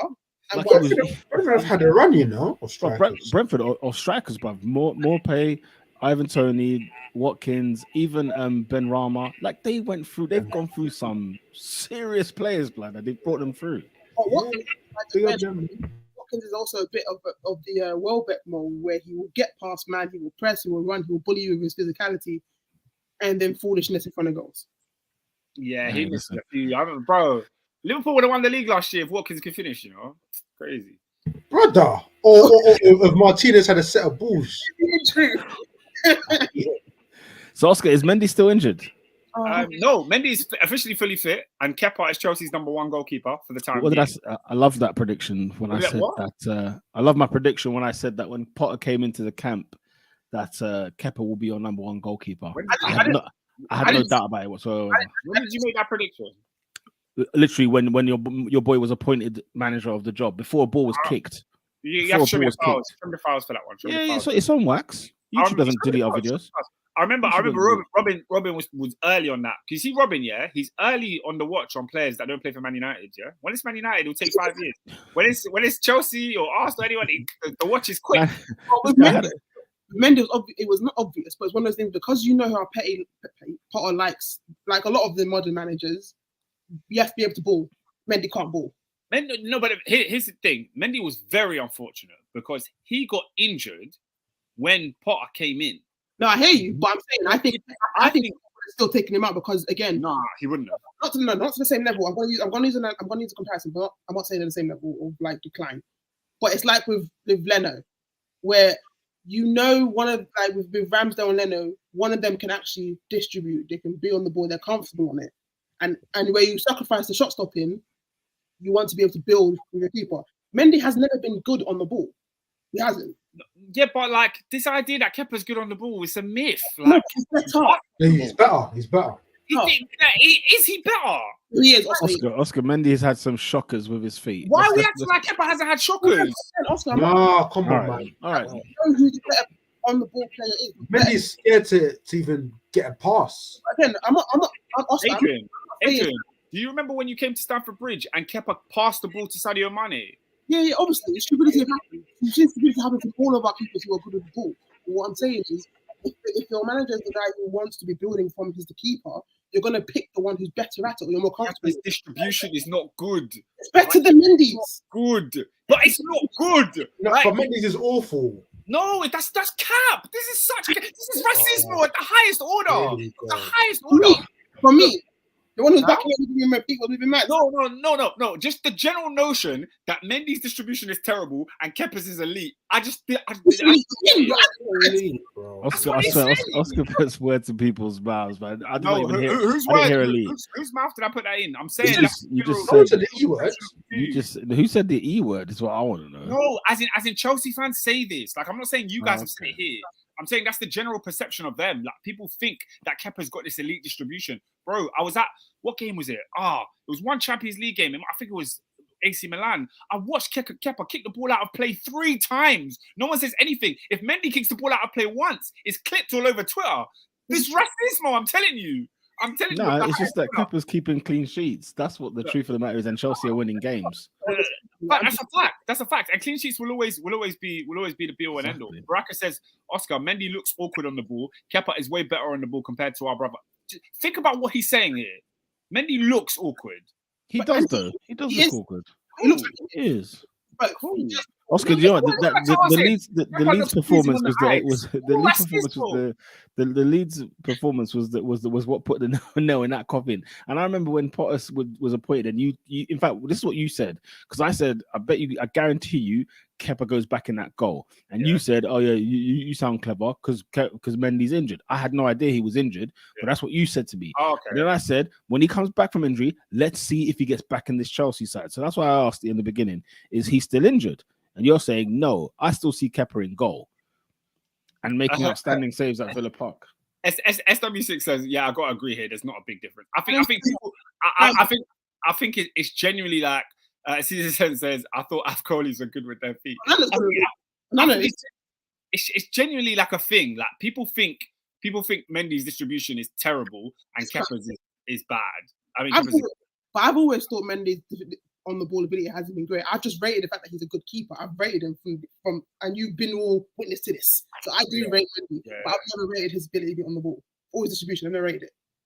So I kind of knew if you've got someone like Potter who wants the ball, even if it's not like a chasm of a difference, you're just going to pick the one who you feel like is more comfortable and you're comfortable with them doing it. I think what's happened here is Potter's come in, Mendy's been injured, he's had to play Kepa. Kepa's played very well. He's sticking with Kepa. That's what I think the situation is. And I think if Mendy was not injured, Mendy would have been starting those games, and Mendy would be our number one. Maybe not. But maybe it's like the Ben White thing. If Tomiyasu wasn't injured, would he have played? Maybe it's that situation. Well, then you never know. Kepa, look, I feel like Kepa's doing well. Let it run. If he probably will cost you again because it is Kepa. He's mad. The guy, the crosses came in for the game against Villa, bro. He jumps next to Watkins with his hands in the air. Why is Watkins winning the header? Like, your hands are in the air and you're jumping. You should be winning the ball. He's got hops. Like, guys, I can't. Do you know when you just know something's going to kill you? You just know it. Like, everyone's gassing it. Like, yeah, Kepa, great save.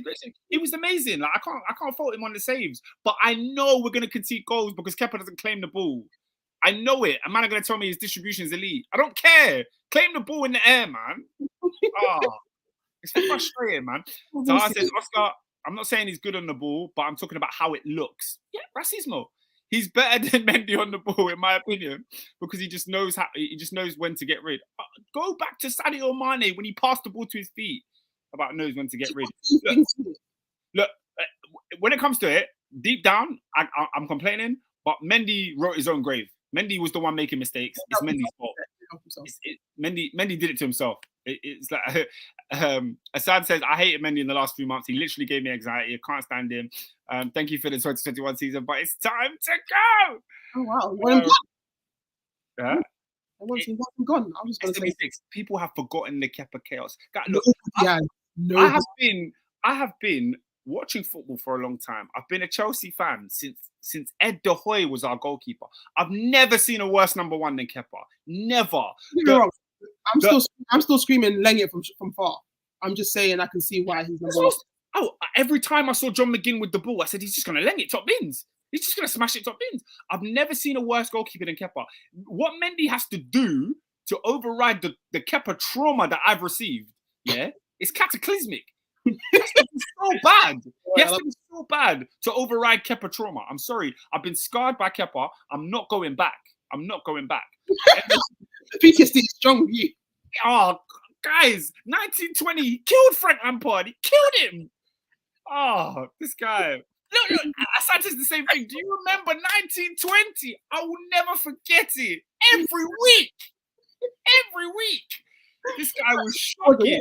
Do you remember Courtois last season at Chelsea just conceding worldies? Like, fam, that was Kepa. But I remember Kepa. I think it was the Zaha goal. I said it before he shot. I said, watch him shoot from like damn near how far out, and he did it. He went straight in the middle, down the middle, and he just went in.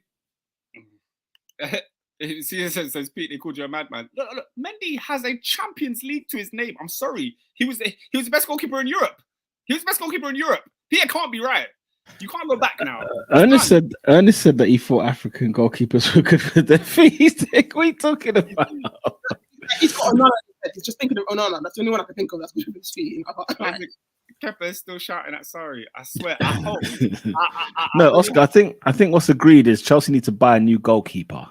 There's no way they should have one of the two that they have now as the starting goalkeeper next season. It was always my case. They don't. This is none of these two goalkeepers. I find that funny that you find it a fair shout because I screamed that last year as well. But that you definitely need a brand new goalkeeper. I said to you last year. I don't think you did. Last time I checked, I was racist because right, okay. Peter, what you said was racismo of the highest order. What? You proved it wrong though. All I'm saying is we signed. Oscar, do you trust this goalkeeper? Okay, wait there. This is the African goalkeeper that you've got in your disposal. Do you trust him? Do I trust him for what? to be Chelsea's number one long term. No, we need a new. Thank you. Okay, and there, my lord, is somewhat the feeble case that was laid upon everybody. I want everybody to no. I want everybody in the top four fandom to understand this. Oscar says he does not trust his goalkeeper, his African goalkeeper, to be their number one long term. There, Your Honor, is my case. Why did you highlight African? Exactly. This is why these guys are because I mean. How can I be racist to my own race? I think that's funny. Xenophobia, difference. Xenophobia. Xenophobia. Uncle Ruckus. Uncle Ruckus. Listen, I just want everybody to just know Oscar himself, the Chelsea fan, right, that was for this goalkeeper, doesn't trust him anymore. That's what I'm saying. I have issues with trusting him because I have watched Mendy play football for 2 years. You had not watched a single game and said you don't trust him because he's African. Stop acting like these are the same things. I said no. I said I don't trust African goalkeepers. Exactly. Yes, that's not me saying. Oh, guess what? I'm gonna have trust in a goalkeeper that he's never played for me before. What, you know what I'm saying? Like, he's not even kicked a ball, and I should just trust him. Why should I trust him? Robinho said, "Man highlighted African with a yellow highlight in his face." Big up Robinho.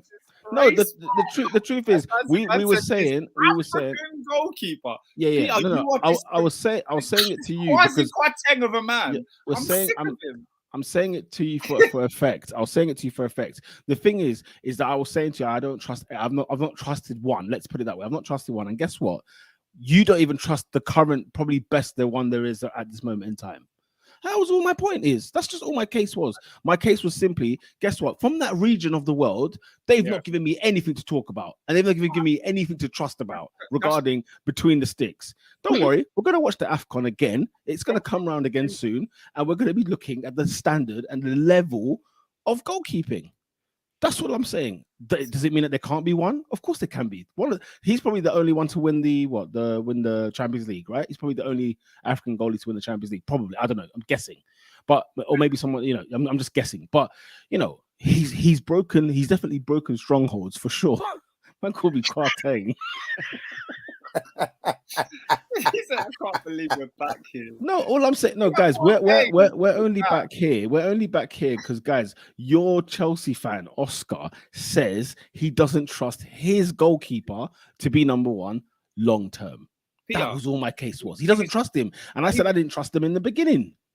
He doesn't trust him now after a Champions League and a Club World Championship. He was a goalkeeper that we bought for £20 million.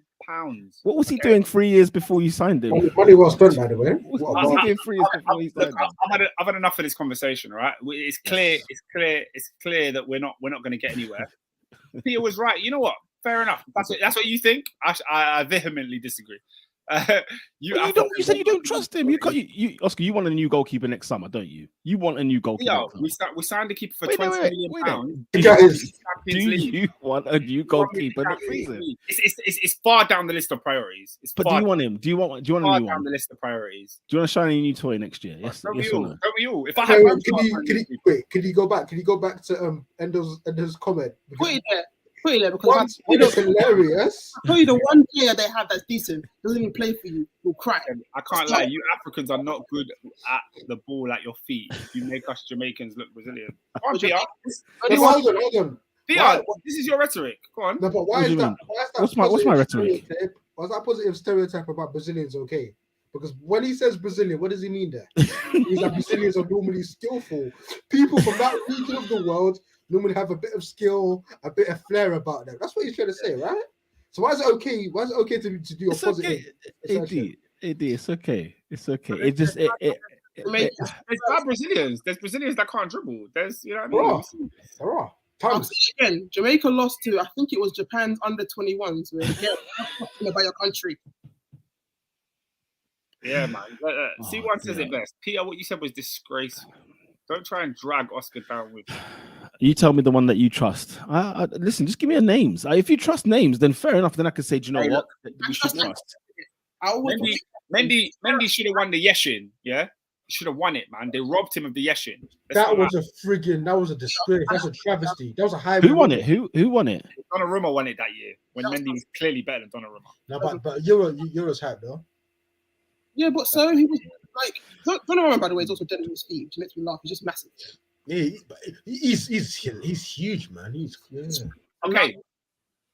But on that, my rule, he can even walk. To be fair, I have a rule about Africans though. I immediately trust you, and then if you're crap afterwards, it's different. I will trust you first. Yeah, I just don't want that heartache. I don't want that heartache to be to love and then have to lose. That's what Oscar's going through now. He wants a new goalkeeper next year. Because the thing is, the fact that the Chelsea fans, and rightly so, right, they're having a massive argument between the two goalkeepers they have. Let's be very clear. Two goalkeepers that shouldn't be at the football club. That's the truth of the matter. I don't understand. Like, both managers and both sets of fans don't want that guy to be that You're acting like Mendy's terrible because he had a blip. No, never said he was terrible. Never said that. He had a bad run. He had a bad time. Never said that. I just asked you if you trusted him. You said no, and yeah, I'm getting the stick. That's hilarious to me. That's just hilarious. And then have Mendy number 2. Everyone's happy. I saw what I saw at Leeds, man. I saw what I saw. As I said, Oscar, touch on your experience in Milan. Are you going Brentford on Wednesday? No, I'm not going Brentford. I'm annoyed that I'm not. But Milan was sensational, man. Milan was sensational. I had to make the trip. Like when I saw the fixtures come out and we got AC Milan, I said I'm gonna be in the San Siro. Chelsea haven't been in San Siro since 1999. So to go to that game, iconic. And we went there and we. Hey, quick question: does Tomori have like something in his contract that whenever he has the lights on, he decides to move stupid? Because I've watched him in the leagues, and he's balling out. The second people are wanting to now look, and then he moves down. Do you know what, Lola? I know an Italian man who asked me that same question. He says when the spotlight is on him, I don't know who this defender that I've been watching for the past year is. Yeah, I mean, look, been saying. One of the best things about Tomori is his composure. And to see him lose all composure on Tuesday night was a bit of a shock. It was a bit of a shock. But I've always felt like another good thing about Tomori is his recovery pace. I think a lot of times at Chelsea, he made mistakes. And because he recovered so well from the mistake, people were like, oh, brilliant defending. They didn't actually take in the fact that... Red, by the way. I'm standing by that. I don't think it was red. Huh? I don't think it was a red. It was never a red. Never a red. You think it was a foul? I really think it was a foul. If it doesn't get blown, I wasn't scratching my head. I think it was a number. I don't think it was a red. Very, very harsh. It was a foul, and therefore it has to be a red. That's the way I see it. It's very harsh on Tomori, but he pulled him back. He pulled Mason back. It's poor decision making. Poor decision making from him. Listen, we're in the San Siro. There's a brown envelope being passed. When is the first time we've ever seen a game sorted at the San Siro? Let's just call it what it is. We're done. I was so confident. I took a pic. I was taking pictures in the San Siro. Yeah, at half time, I tweeted Chelsea dismantling AC Milan in the San Siro because there's no way we're losing this league now. I thought we were gonna win like 4-0. That's why I said dismantling. It turns out we just kept our lead 2-0. Yeah, cool. Man, like Aubameyang. Obama who? Obama what? It don't sound right coming from you. Huh? It don't sound right coming from you. Oh, who should it come from? Oscar. Black clock, young. Are you dumb? No, that's right. That's my guy. That's right. You'll forever be a red. You'll forever be a red, bro. Hey, November 6th, I want to hear it again. I want to hear it again November 6th. Mate, we're going to be singing his name. Aubameyang. Will you? Bruv, when we're 2-0 up, yeah. Oh, yeah. Yeah. yeah. But you won't be to the lot there. Assad said, no positivity on Chelsea. Come on, man. We're doing our thing. Respect us. Let's be clear. I think you've been all right. Huh? I think you've won game. I think you've been all right. I wanted to get Oscar's thoughts on Potter since he's been at Chelsea. He's had a few games under the table. What's your overall assessment early doors in his early school report? He's feeling his way in, man. He's trying to learn these players. He's trying to understand who he's got at his disposal. I think he's rotated, bro. This guy, yeah. We beat Milan at home. He made like 7 changes last weekend. Bro, everyone was new. Well, wasn't the who did you play last weekend? Was it Wolves? And we beat Wolves 3-0. There was a meltdown. Like everyone on Twitter was having a meltdown over the team sheet because like, how the hell have we made all these changes? Aspilicueta starting, all this and that, and then we put in a decent performance and we win 3-0. Trust in the wizard. Listen, man. When a manager gets a squad after he's been having to pull on strings at like a Brighton and Ostersund's and Swansea City, he then has 4 players that play right back. He thinks, hang on, I'm going to dabble. I'm going to test the water. SW6 says, I still think we're not even playing that differently. We're just winning. I don't think there's like a major difference, but I think you can see. What is the Potter ball not in effect? Yeah, we're not seeing the Potter ball yet. Quidditch ball's coming. Sorry. Quidditch ball is coming. Let him get his feet under the. I'll tell you what though. Chilwell was poor on the weekend. I think he was. I didn't hear what you said. I think Chilwell. I think he was poor on the weekend. I'm not saying he was poor on the weekend. You know what? Chilwell has been off it since his injury. Like the guy, he's so afraid. He has no confidence in his game. Every time he gets the ball, he looks to pass backwards. He doesn't go forward no more. So there's something mentally that Potter needs to instill in him to actually get the best level out of him. But has he lost that yard as well? I don't know. I don't see him run yet. I don't see him try to run. Like there's a couple times under Tuchel where he would play that inverted role where he would run in behind the winger. He don't do that no more. It's like playing within himself. Yeah, it'll take time, and ACL is a mad thing. We've been absolutely we've been done in. Yeah, I don't know if there's another way to say this, but Reece James out for 2 weeks. Fofana out for I don't know how long. Kante out till after the World Cup. Like we've been shafted here. We've been shafted. Oh wow, is that your injuries? Those are our 3 best players. That's true. They're not the best players, but those are the quality players out there. The top 5. Reece is definitely. I think. I could say James is your best player. James is our best player. James is your best player. But yeah, Fofana and Kante are still definitely quality wise. The last 2 or 3 seasons, Chelsea's fullbacks or wingbacks were the best players. Before Chilwell's injury, he was the best left back for Chelsea and probably the best player for Chelsea at some stages. And if it weren't him, then it was Reece James. Them two were both chiming in goals left, right, and centre when Tuchel joined the club. Yeah, man. Chelsea fans would argue that, but yeah, I agree. It's scary hours, man. I don't know how Potter's going to survive. Luckily, we do have a big squad, so the rotations are coming in. You know what I mean? Chalobah stepped in and has been flawless. Aspie's actually played decent in a couple of games, even though I'm fuming that he still plays for my club. Baraka said, I need Potter to start Pulisic a bit more because US men's national team Twitter on my neck every time he doesn't get minutes. He doesn't play well, isn't it? Yeah. How about that? How about Pulisic play well? I know he scored against Wolves, but if you watch the game, he was terrible. Guys, I'm a sucker for him. I still think he's gonna be. I still think he's a baller. I've still got time for him, man. I've got all this. Listen, pandemic Pulisic, right? My God, I was watching this man like this is the man. When are we gonna let that go, man? No, it's hard. Listen, when you're playing, he looked like special, man. He looked like Alexis Sanchez, but this guy was outrageous. You need to let. I just remember that City game because in that United, he won you the league, Adrian. Martial was balling out. Rashford was balling out. Won the FA Cup and beat. But they weren't doing it like Pulley, bro. Ainsley was balling out back then. Did you see? What I mean? Was it Ainsley? Do you remember when Lola? Do you remember when Pulley was giving us 25 minutes of hits before he pulled that hamstring in the cup final? I'm sorry, he was giving us the business. I was there like he was going to single-handedly win us the FA Cup. Single-handedly.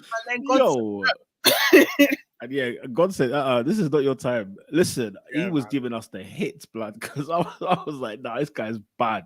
But hey ho. Yeah, but like under Potter, who knows? Who knows what could come? Yeah, I still think there's something there. Potter is a bad boy coach, in my opinion. I rate him out. He can do something. I'm waiting for the cookies, man.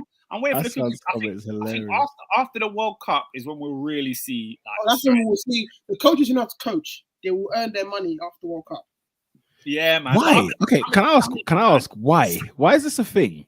No, because with the World Cup, because there's not like a good break gap in between it, and obviously it's like your league, World Cup, not even a gap, and then you're back in the league, and then you got to find a way to bring momentum back up, and then you don't know what injuries can happen. You don't know where mindsets will be at, because if someone was like in a final and they lost it, and you got them back, now you've got to figure out a way to work that in if they're injured, and then it's like the whole kind of, and it's not like like when World Cup's usually in the summer, you get a decompression before it, you get a decompression after. You ain't here.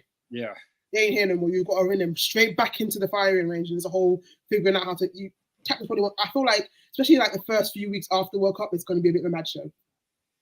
Yeah. Boxing Day is the first game. First game back. Assad says Chelsea versus Manchester United box office game on the weekend. Do you believe we'll break the curse? I've been waiting 5 years for us to. Man, Chelsea on Saturday. United Spurs. Oscar. United Spurs is midweek. United back to back. Ooh, that could be fun. Yeah, Oscar, what do you mean break? What do you mean break the curse? What's going on? What's Chelsea? We haven't beaten Manchester United for a long time. Let me look at these. Them games suck, to be fair. So we might not do it. Damn it, someone's doing. They usually ball draws, or it's that friggin' when Lampard got cooked for opening day. Oh yeah, that 4-0. Yeah. Dan James he fooled Dan James, fooled the whole fan base in that game. Yo, Man United ain't lost to Chelsea since 2017, November 2017. Bloody hell!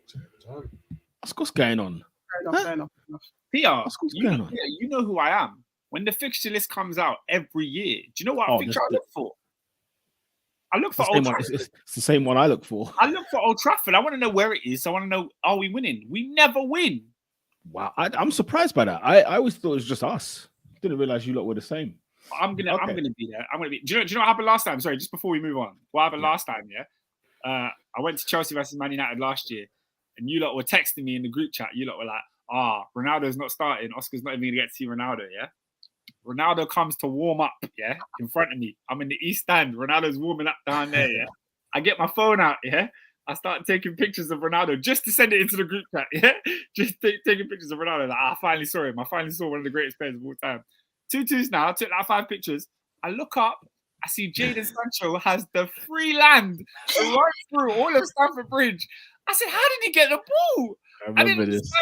I had no clue what was going on until after the game. I said, how did he get the ball? The guy next to me is like, Jorginho. You better let that happen again, because he's getting me stupid as well. Disgraceful. But yeah, Chelsea midweek against Brentford should be a win. Ivan Toney against Koulibaly doesn't stand a chance. Wow. Oscar, can we run through the rest of the games then? Yeah, let's go for it. Very quickly. Manchester United 0, Newcastle United 0. Listen, it's a good day when United don't win. Oh, yeah, all I'm going to say is I'm still very mad that we lost out on Bruno Guimaraes. So, you know. Yeah, do you know what? Every time he does that, he has a good performance, I do think to myself, man, why did we miss out on this guy? It's not just Arsenal. Any of our teams, how we let to Newcastle. Easy. That money is madness. A player like Bruno Guimaraes, I think if you had him, you'd probably make top 4.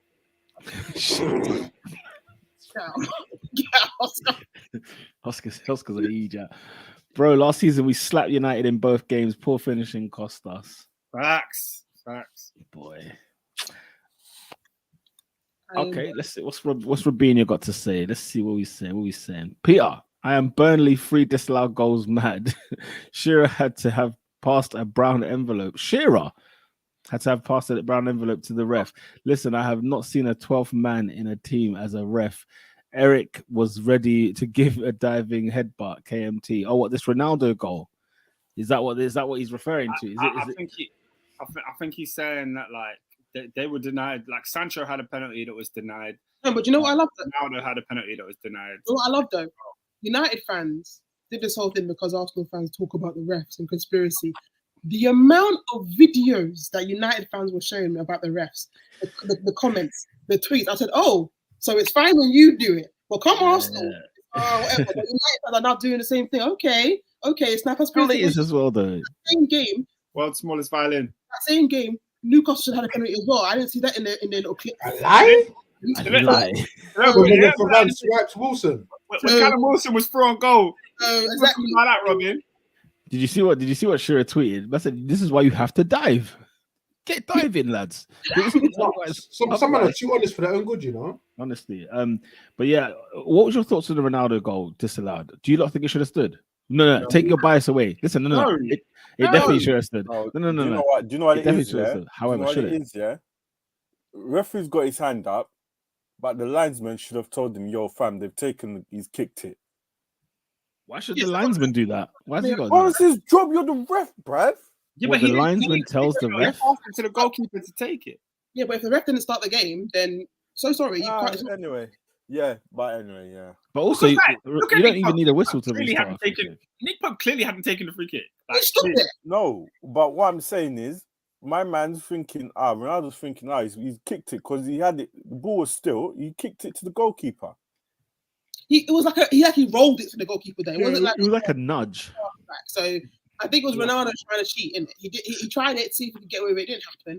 It is what it is.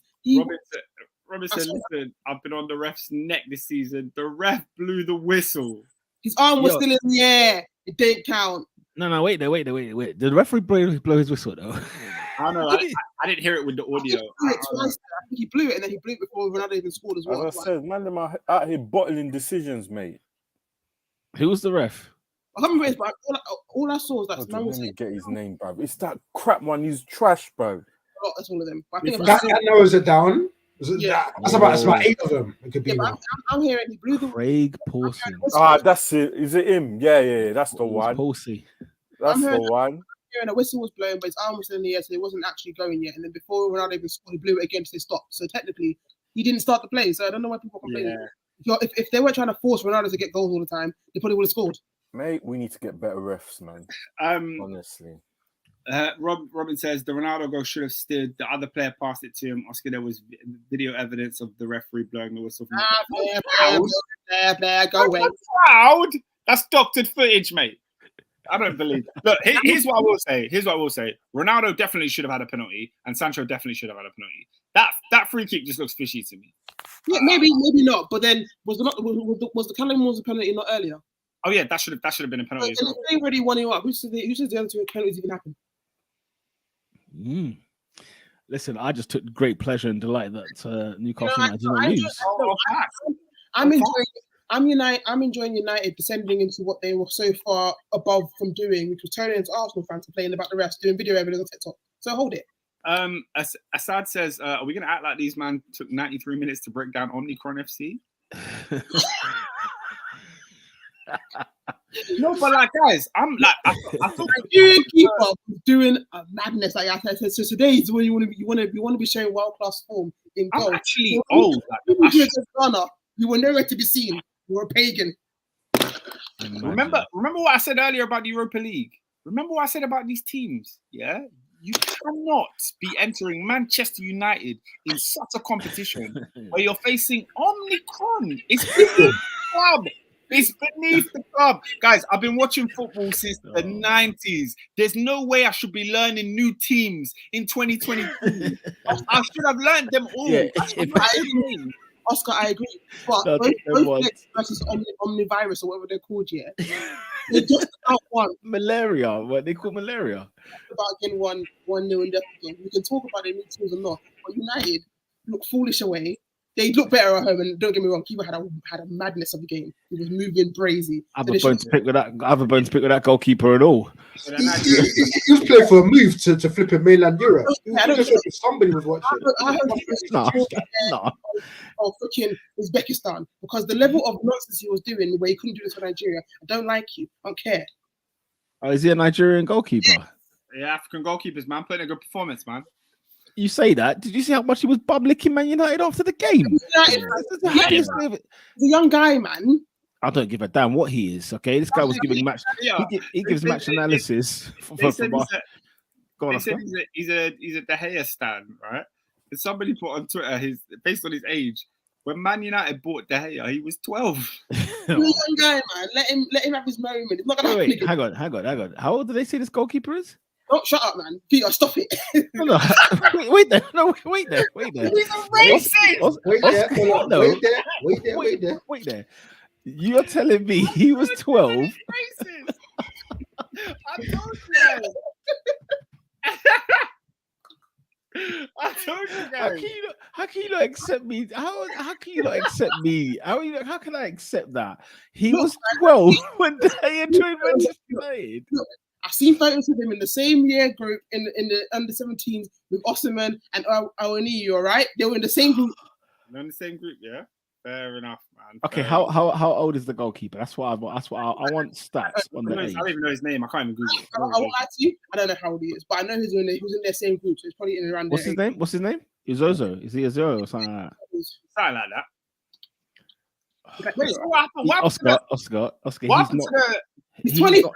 He's not 20. He's not 23. Yeah, This man's 23. yeah. Your xenophobia is not warranted here. That's what I'm saying, guys. He is a racist. He looks older than Partey. How's he 23? Guys, stop taking Peter's comments seriously. That is a racist. No, guys. I need you lot. You lot are not fair. Leave him alone. He's 23. Since it says Peter went private school with the Whites, that's a fact. Man, say, oh my gosh, Peter Barnes. To be fair to Peter, my man does look 42. Because he's not pretty in it. That's what you're doing. No. He's Partey's brother. He's Partey's twin. This is guys. Tell me he's 23 years old. Yes, he's 23. What's so hard to understand? He's not 10 years younger than me, Oscar.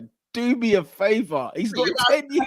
Peter, if I tell you our mixed race keeper who's mixed with like Dutch or German was 23, you believe me, huh? Say that again. Yeah, Bro. that's fact. That's fact. If I told you our own keeper is the same age as him because he's mixed race, you're not gonna pretend like he's not 23. No, forget the color of his skin. Look at his face. Look at him. What makes me free? Nah, I'm not talking about his race. It's got nothing to do with his race. First of all, Thomas Partey ain't 27 either, but this guy is older than Thomas Partey. What are we talking? This is xenophobia, and I will not stand for it. Oh no. So wait. So Lola, on a real, he's 23 years of age. He's born. His passport says 23. 23. He's born in 98. Peter, let me see. You laughed. My phone won't even open because I'm crying. My phone won't even recognize my face. Oh, Jesus of Nazareth.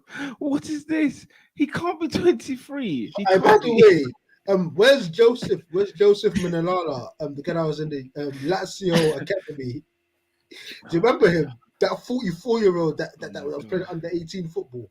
Where was he? I'm sure he plays in Serie D by now. He ain't got no career no more. I hope he got his check, man. I hope he got his check. Oh, God, Anyway, moral of the story is Man United should not be playing these teams. Is it actually called Omnicron? It's actually named the team. Omicron or something like that. It was like pneumonia or something like that. Sounds like a painkiller. What the hell is that? It's a disease. Same age as Donnarumma, but everyone like that side as well. Yeah, that's facts. Donnarumma's hairline gone. Why? Come on, man. Okay, Pete, let's move on. All right, we're wrapping up, guys. Who else is there? Southampton won, West Ham United won. There wasn't much going on in this game, in all honesty. I'm amazed that good goal from Declan Rice, though. Definitely contender for goal of the week. Yeah, I missed it. Lovely finish there. Where are West Ham in the table, by the way? West Ham, I can find out for you. What, like? West 12th. They're 12th in the league. Yeah, I thought they were West. Okay. I mean, they should be doing better, but okay. They have picked up the pace a little bit. I think they've come up with a few decent results. This is a bit of a disappointing one, but still they got results nonetheless. Okay. Leicester City 0, Crystal Palace 0. Does Brendan Rodgers have enough merit to keep his job at the club? Has he got enough in the tank? The money to pay him what they need to pay him to fire him. They're stuck. That's the only reason he's still here. They're stuck, yeah. They're stuck. They ain't got a choice because there's no. I know people talk about giving chances. This is just because they can't afford to fire him. That's the only logical reason I can think, because he's not even trying to pretend to be doing a good job. Yeah. No, that's true. That is true. Yeah, man. It looks like he signed out as well. Quick That's question. the worst thing about it. Yeah. I believe he signed out, yeah. But are we being a bit too harsh? Is it like unfair of like football fans and pundits and whatnot to question him? And B, does he have a right to feel aggrieved? I mean, yeah, because they didn't buy anyone for him, so he's allowed to be annoyed as well. Because who did they bring in? That centre back. I'd argue they used to spend money. They used to spend money, and then they were in the Europa League and Europa Conference. Do you know what I'm saying? They have spent a lot of dough since he's been there. I'm not saying they had to like spend bags, but they brought in one player, and that's only because they sold the centre back. And even the player they brought in, I don't think he cost a lot. So it's one of those where you didn't bring me anyone in. You didn't sign Lukeman, who was good the season before here, and then he's gone to Atlanta and he started to bite it up. Like, there were things here they could have had in place to didn't do this. I can see why he can also feel aggrieved, but also he's been moving stupid with the tactics and who he's been picking, and the players have been dead as well. And I don't care if he's down tools, but I didn't want him, and I'm very happy we don't have him, and we better not go back in for him. Tielemans can stay his fat ass where he is. You're not having him. I like him before. I'm not gonna lie. I watched their game on the weekend, and I think they played all right. No, they played all right. Don't get me wrong. They played all right. They should have won. Let's be real. It's one of those ones that in the situation, playing all right is not enough. They need to win. They're bottom. Well, again, like, I'm not worried about Leicester. Are you guys worried about Leicester? Did you hear his press conference post? Too much quality in that squad, man. I'm not worried about them at all. At the start of the season, I said they get relegated. Wow. They were my dark horses. I said it was going to be Forest. I said it was going to be Bournemouth, Fulham, and I think I either said Leicester as an option, or it was because it wasn't who was it I said it was going to be? It might have been Southampton, whatever. But I said Leicester was going to be where my dark horse to go down, and so it's looking all right for my position, because they are bottom. They're below Forest. It's disgusting. I don't care if it's 10 games. They're horrible. Oh, by the way, yeah, I saw a tweet. I was in Milan. I wasn't even home. Yeah, I was just out. Someone tweeted on Monday night during the pod last week. Nottingham Forest should not have any games on TV this season, and I agree. Well, the game with Arsenal is not on TV, so that you'll be happy to know about that. I mean, I can allow a game against the top 4 side, yeah, but they're shocking. They're so bad to watch. I mean, you buy 25 players. What do you expect? I had faith in them. But I didn't have faith. I was going to watch them because they had 2 Nigerian guys in their team, but I don't care. The fact that they bought 25 players is why I don't care. Like, no one's invested. Like, if they still had like a Jed Spence or, you know what I mean, someone in the squad that's true. But like, they got the what's my man's name? The Welsh brother, the Welsh kid. Brennan. Yeah. Brennan Johnson. What, Nico? He missed the penalty, didn't he? He missed the penalty. I didn't see the game. They're crap, man. Well, they lost to Wolves, which is bad this season to lose to Wolves. Awful. Wolves, I think Wolves are in the bottom 3 as well. Wait. So Wolves are like 17th after that win now. Yeah, they are 17th after that win. Yeah, Endo's right, man. Endo's right. Endo. He says, man, who saw the Saturday fixtures this weekend? Mate. By the way, Endo is about to get worse this weekend. Don't you worry. Listen, if a tree falls in the forest and nobody's there to see it, did it happen? No, nobody. This is how Southampton get points, by the way. It's true. They get it when no one's looking.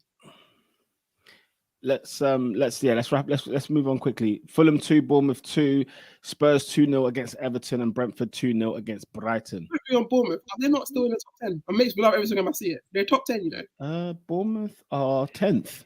They were 8th for a moment before Liverpool won. Just deep in that makes me laugh. Do you want to hear an interesting fact? Right. Go on. Since Bournemouth lost 9-0 to Liverpool in the Premier League, they're the only unbeaten side. Incredible. So what's Scotty P doing then? I don't know, but like Solanke's down been on tools. also got deeper. If Solanke's been playing well since he's been gone, but he was injured when Scotty Parker got fired. So maybe he's back in. They're playing well. He wasn't there when he got fired. So maybe he just needs Solanke. It's too late.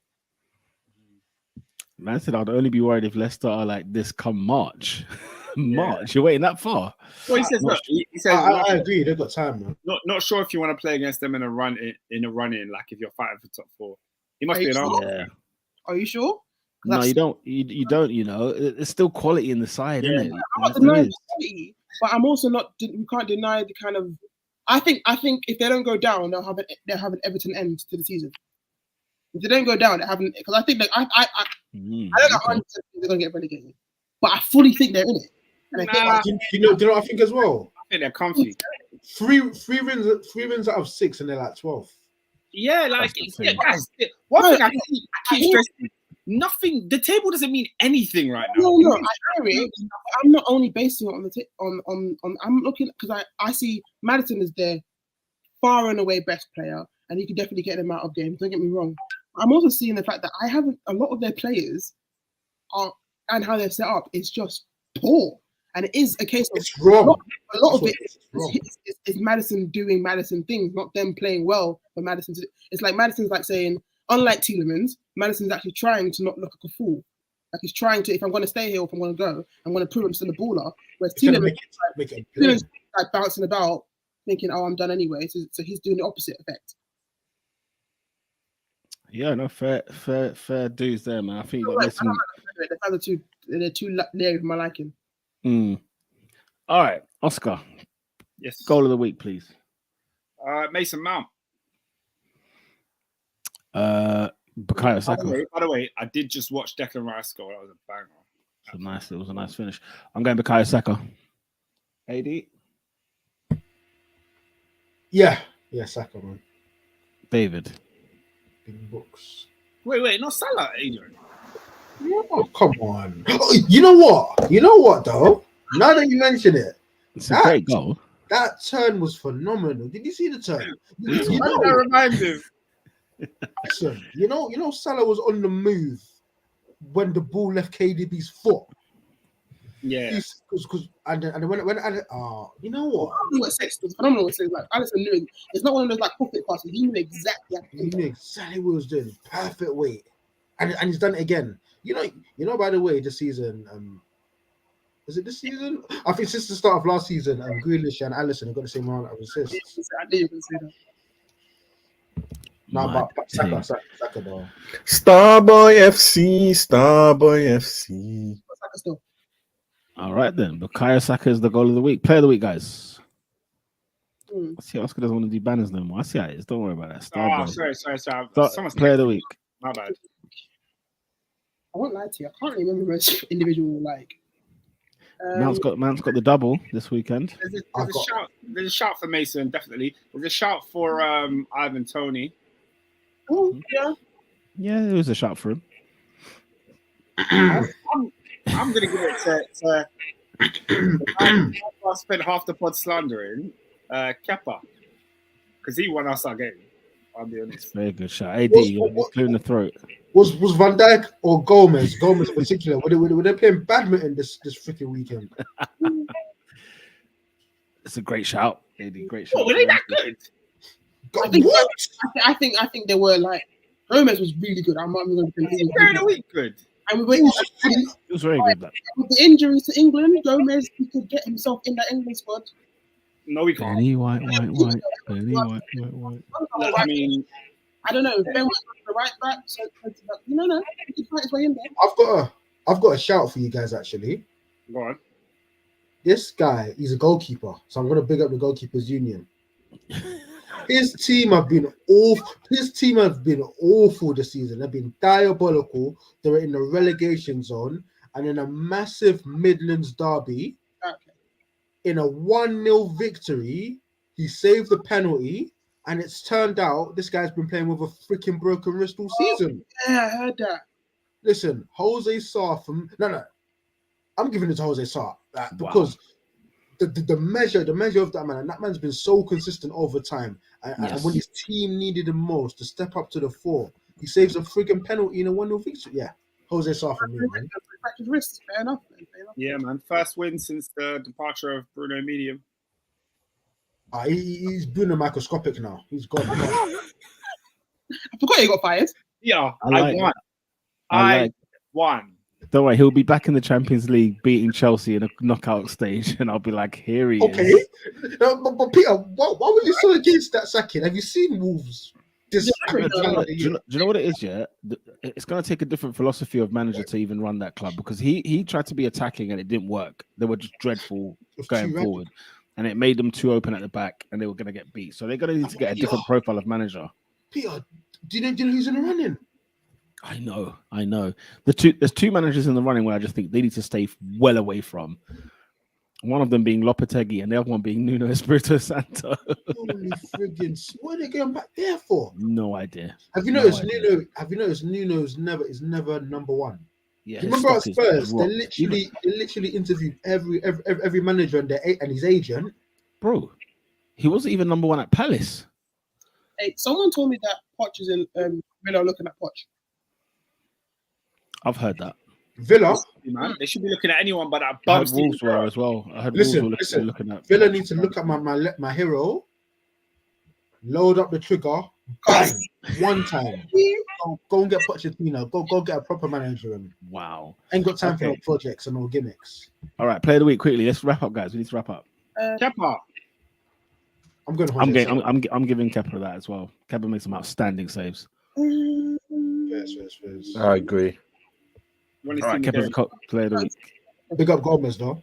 Cool. Big up Gomez. Big up all them, man. Big up Jose Sarr. Player of the week is Kepa. Oscar, the team of the week. That's got to be Liverpool. I think it's got to be Liverpool. If I'm honest, I think it's got to be Liverpool beating the champions. We'll give it to the Reds. Best team performance as well. Yeah, they did. All right, David, who's not that guy? I mean, it's Black History Month, isn't it? Yeah. So we've seen excellence over the weekend.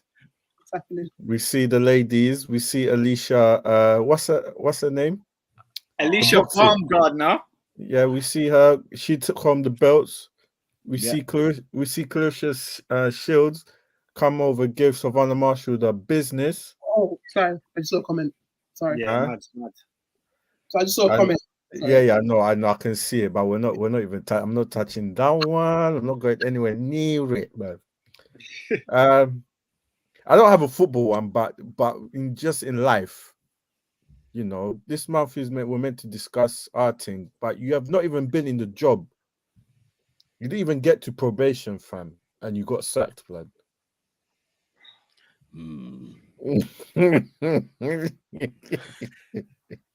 Our first black chancellor, bro. Yeah,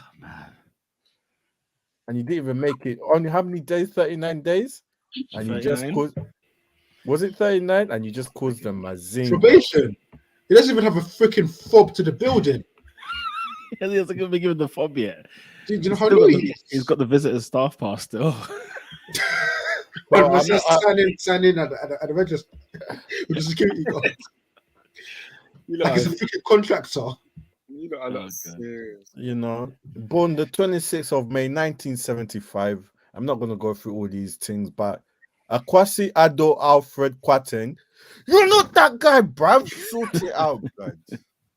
Sort it out, guys. Thank you very much for watching the Top 4 podcast. I was going to say, I've got one, you know. Oh, swear down. I don't know. Dive into the football one. But he's a footballer. He's a very famous footballer. He was very prolific for England in his heyday, actually. Now, what I hate is I don't know what it is to call it. But what's the person on social media that likes to pretend that likes to act like a good person? Virtue signaling.